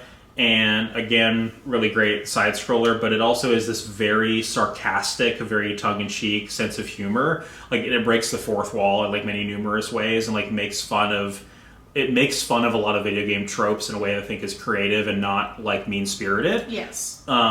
And that's what's kind of charming about it. But it is also like a soft remake of the first game in a way, because this was made after like a drought of the series for. I think this was actually like a crowdfunded game too. I think it was actually like made via Kickstarter.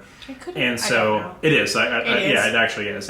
But I do like the series a lot. But I think this one is just like linear stages. Like there is some backtracking to go back to different stages to unlock different things when you have more abilities.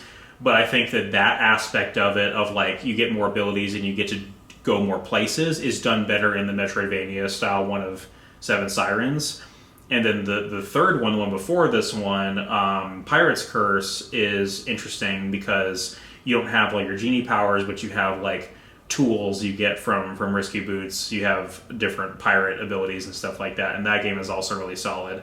But then like when you get more primitive than that, the original Shantae game, the Game Boy Color one, I don't know if I'll ever beat that game. It's very unforgiving, and the controls are a lot more jank compared to this, so I might be kind of spoiled on this, and I may not ever complete the original Shantae. Then we, in like, I want to say mid to late November, we finally, we started it in the... We started pretty shortly after. Well, we started after we beat Shantae, so it was maybe like, I don't know, September. It was probably September we started it for real. But we went back to the Mass Effect Legendary Collection and beat Mass Effect 2. So Mass Effect 2 was really hyped up to me as being not only the best game in the trilogy, but a lot of people's like one of their favorite games of all time. And again, even including our good friend that was along for the ride, introduced us to the series. It's like her like second favorite game of all time. Like it's really is up there. And so, and I'm not bringing that up to say that there was any like amount of like expectations for it to be like a masterpiece or anything, but I was just excited to play it. But I guess my thoughts on it after having finished it is, unlike some people, I actually don't think that this game is one-to-one better than the first one. I think that there are some things that the first one does better and certain things that this one does better. And it also, like, BioWare notoriously doesn't like to do sequels. They historically did not really do sequels. Their games that had sequels prior to this trilogy were outsourced to other studios. They didn't really have any part of them. This game was built from the ground up to be a trilogy, and so a lot of the stuff in Mass Effect 2 is like deliberately, this is the middle game. This is the second part of a trilogy. So we get to flip the narrative. We get to mess with the players and the characters' expectations about what they expect out of this world. We get to put the characters in an enormous amount of peril, but we also get to do like a lot of world building And one of the cool things about Mass Effect 2's world building is how it expands upon the culture of the different races and the different people that live in it. So we get to go to the Asari homeworld, we get to go to the Krogan homeworld, we get a character who is able to like give us insight onto the relationships between the Krogans and the Solarians and how the genophage has like affected their relationship with each other, like between the two races. We learn via late game spoilers that it's possible to be sympathetic to the Geth, the enemies we were fighting for the entire first game, that they have their own culture as well. And the ones that we were fighting in the first game do not represent the entire race as a whole, and they have their own interests that can potentially align with ours. So like the world building was phenomenal and all the characters were fantastic. There was a lot of characters, but none of them really felt redundant. All the characters were really memorable and really cool.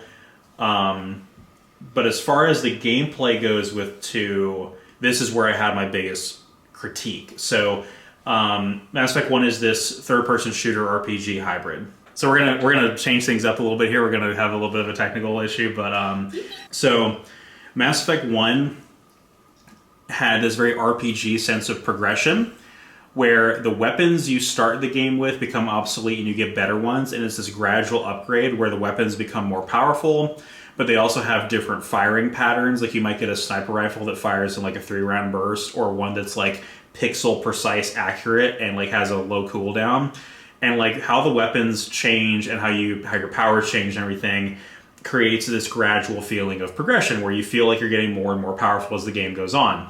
Which I'm seeing that in my playthrough. In Mass Effect 2, at least with the class that I picked, it may not be true with every class, but I think I was the Infiltrator or whatever that has the a little bit of biotics, and they specialize in heavy pistols and sniper rifles.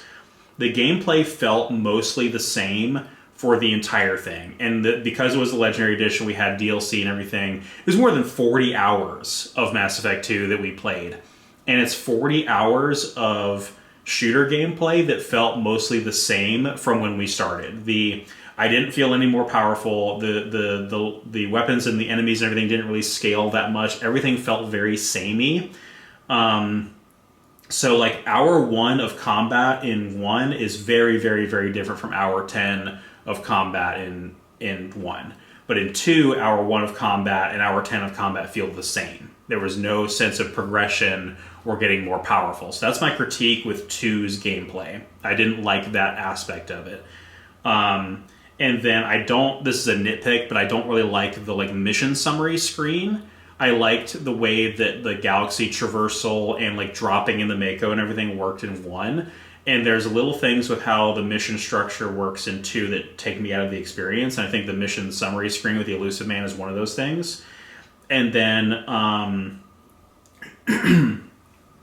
but I will say in 2's favor that the miscellaneous planet missions, the little side quests and everything, are usually unique gameplay. So like in 1, you had a lot of copy and pasted colonies that had the exact same interior layouts, where it's like literally the same copy and pasted rooms, and that can feel very samey. Whereas in 2, every time there's like one of those anomaly missions where it's like a random side quest, it's always new content. It's a brand new objective that you don't have before, and some of those are really cool. Like there was that one where it's like a ship that's dangling off the side of a cliff that's crashed, and you've got to like walk along the ship to activate this beacon or whatever, recover its data before the thing like tips over the edge and falls off. And it's like no combat, it's just puzzle solving, and that's really cool. And there's a lot of like unique side missions like that in 2, but I just wish that they didn't take some of the little immersive elements from 1 away when they did that. Yeah. But overall, I think it's equal in quality with Mass Effect 1. I don't think it is of greater quality. I think they're about the same. Yeah, I mean, it's basically a heist movie. Like, the characters are definitely the main focal point. Not the main, but like one of the big parts was going through all of the loyalty missions. I really, like we talked about, Garrus' story really gets fully fledged in this. Definitely like seeing the finding him in like the anti-Citadel Omega was very fascinating.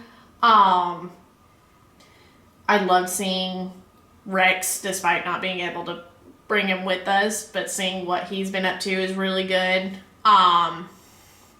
Him making a change, like you're getting the payoff for having him live through the first game. Yeah.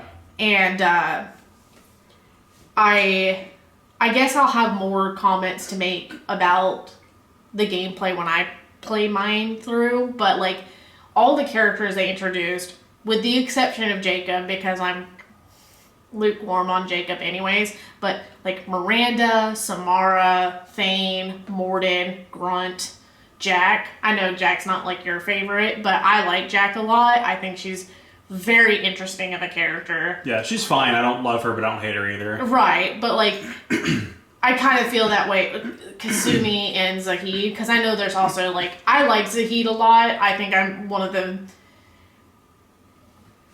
I think few people that are like, I like him a lot. I think I kind of just expected his loyalty mission did not surprise me. Yeah. Him being the way he was did not surprise me. And I'm very sad about, I was Miss Tala Kasumi's. I was on prednisone and Benadryl and I fell asleep like a dumbass. So I'll have to rewatch that. But I overall really enjoyed the characters, and this game is definitely doing the brainworms thing where I'm like, I keep coming back to think about it, and I look forward to seeing what our decisions in this game is going to have on that third game. So I think that's a big reason why I'm replaying, is because I'm like, I have these brainworms and I'm ready to see how this game turns into. And we didn't kill anyone. Yeah, so that was the cool thing about our run is Mass Effect 2 culminates in a suicide mission where it's entirely possible to get named characters in your party killed depending on the decisions you made. And we just got lucky. Like, I think some of it was overthinking it because we had like a little bit of spoilers from like just the cultural impact of this game, and like hearing people say things like years ago where it's like remembering little things of like, oh, make sure to do this, and like a little bit of too much context to like we overthought it because there was too much context. But then it was also aside from that, it was honestly just paying attention to the messages the story was giving us, and like paying attention to the choices and doing all the side content before the final part of the game. And so I think it was a combination of a little too much context, careful planning and forethought, and then getting extremely lucky, I think, is what resulted in that. But I'm pretty happy about that. I did not expect that. There was a small handful of characters that were like mandatory for me to see survive into the third game, and I only wanted to I was going to go back and redo the finale if those specific characters died, but everybody survived, so I was like, cool, all right, I guess I'll take it. Like, I'm not going to complain about that. And we will play the third game early this year. Like, it won't be super long, but I imagine it'll probably be like spring when we play it, kind of thing. So and then our final game. So I have one final game that I beat in December. I wanted to beat more, but it was what it was. So I had the flu about 3 weeks ago, and I've still been coughing my head off, and I'm editing coughs out of this video in post. But I did a super cool thing for Christmas this year, and that is our lovely game night friend and I put together an advent calendar where those of you who know that I maintain my backlog of my collection on a site called Backloggery. And I asked my friends to go onto the Backloggery site and look at games I haven't finished and pick ones that they want to see me play, and I would randomly open these suggestions on a piece of paper made by our friend, and that would be like the advent calendar of games, basically. And so the one that she actually put in the hat from herself was this one, which is SpongeBob SquarePants Battle for Bikini Bottom Rehydrated. Yeah, it's a SpongeBob game. And I bought this originally, like maybe about a year ago, because I saw a GDQ speedrun of it, and I thought that it looked like a super high quality platformer from that era, which, as you saw from some of the other games, I do like those types of games. And like, I was really surprised by the degree to which it was faithful to the show, and like how much loving detail was there to recreate like little niche moments of the show. And so I bought this HD version, played a little bit of the beginning, didn't touch it for a while, and then she recommended it for the advent calendar, and then I got sick with the flu, so I was out of work for a little while. I was absolutely like knocked on my ass, and so I binged this and finished it while I had the flu. And it was pretty much the perfect like binge while you have the flu kind of game, because it was not particularly challenging or input intensive, because I tried to play some other input intensive games and it just made me feel awful. So this was the perfect game to kind of relax and play. And to my assessment of it, like, it does feel like it's just a well-made game that's like paying loving respect to the show. And this remaster does make the game look a lot better and look a lot more faithful to the show. So I definitely recommend this game for sure. I don't know if there was any issues or controversy with this port. I don't remember if there was anything like that. But I had fun with it for sure. And that's it. That's all the games we beat in 2024. And I actually did something where I have made like a little wish list of games that I want to beat in 2025. And we will see if I actually accomplish that or not. So I'll just quickly rattle them off. I want to beat Dragon Quest V on the DS, because I've been meaning to finish that one for several years now. Mass Effect 3, obviously. I want to go back and beat Metal Gear Solid 3, because I beat Metal Gear Solid 2 this year. I want to beat Unicorn Overlord, which is a Vanillaware game similar to Odin Sphere that I beat in 2023, and is also looking to be one of the best strategy RPGs I've ever played, from what I've played of it so far. I want to beat the Metroid Prime remaster on the Switch. I want to beat a game on the PS4 based on the Terminator franchise called Terminator Resistance. It's a little like low-budget indie shooter that's been very promising.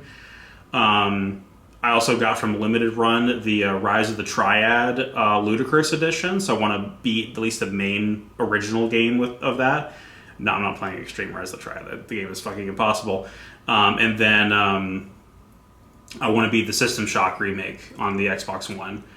And those are the main ones I jotted down, although there's probably going to be others, and I'm sure I won't fully commit to that. I may deviate from that, intentionally or unintentionally. Was there any that you wanted to... I'm mostly going to complete Dragon Quest Monsters, The Dark Prince, and The Rune Factory 4, because I started those games, and I'd like to finish them, but they are longer games, so I'm apparently going to be a long grind for that Dragon Quest Monster game, so... Yeah. I'm playing through I probably will finish Mass Effect 1 and 2 again, so I will have my own playthrough, and probably once we beat 3, go beat 3 as well. But as far as any other game, I'm not quite sure. I haven't thought about it too much, because the focus this year is going to be on like cosplay and some art stuff, so I'm not sure where I'm going to... Yeah. Where we're putting games at, especially since the two that I'm currently playing are long and a little bit like more planning and will take a little bit more time. But I do want to pick up the Super Princess Peach game that came out last year or this year, whichever, the 2024. So I do want to play that because I feel like it'll be a shorter, fun game that's cute and creative. But I mean, Nintendo put out so many Mario games last year that I don't know where I want to go with it. But at least for sure, I have the Mass Effect trilogy again. When you have brainworms, you have brainworms. And then the 2 games I started this year. If more gets added, yippee, but I'm not Yeah. I'm definitely focusing on cosplay a lot this year. Yeah, I will be as well for that matter. So no pressure there. But yeah, so that's 2024. It was a great year, and we will see you guys again on January of 2026. Oh my God. Why do you make that face for? It's I just can't believe how much time is passing already. I know, but it's another year of games and your adoring wife. Yeah. We'll see you guys next time.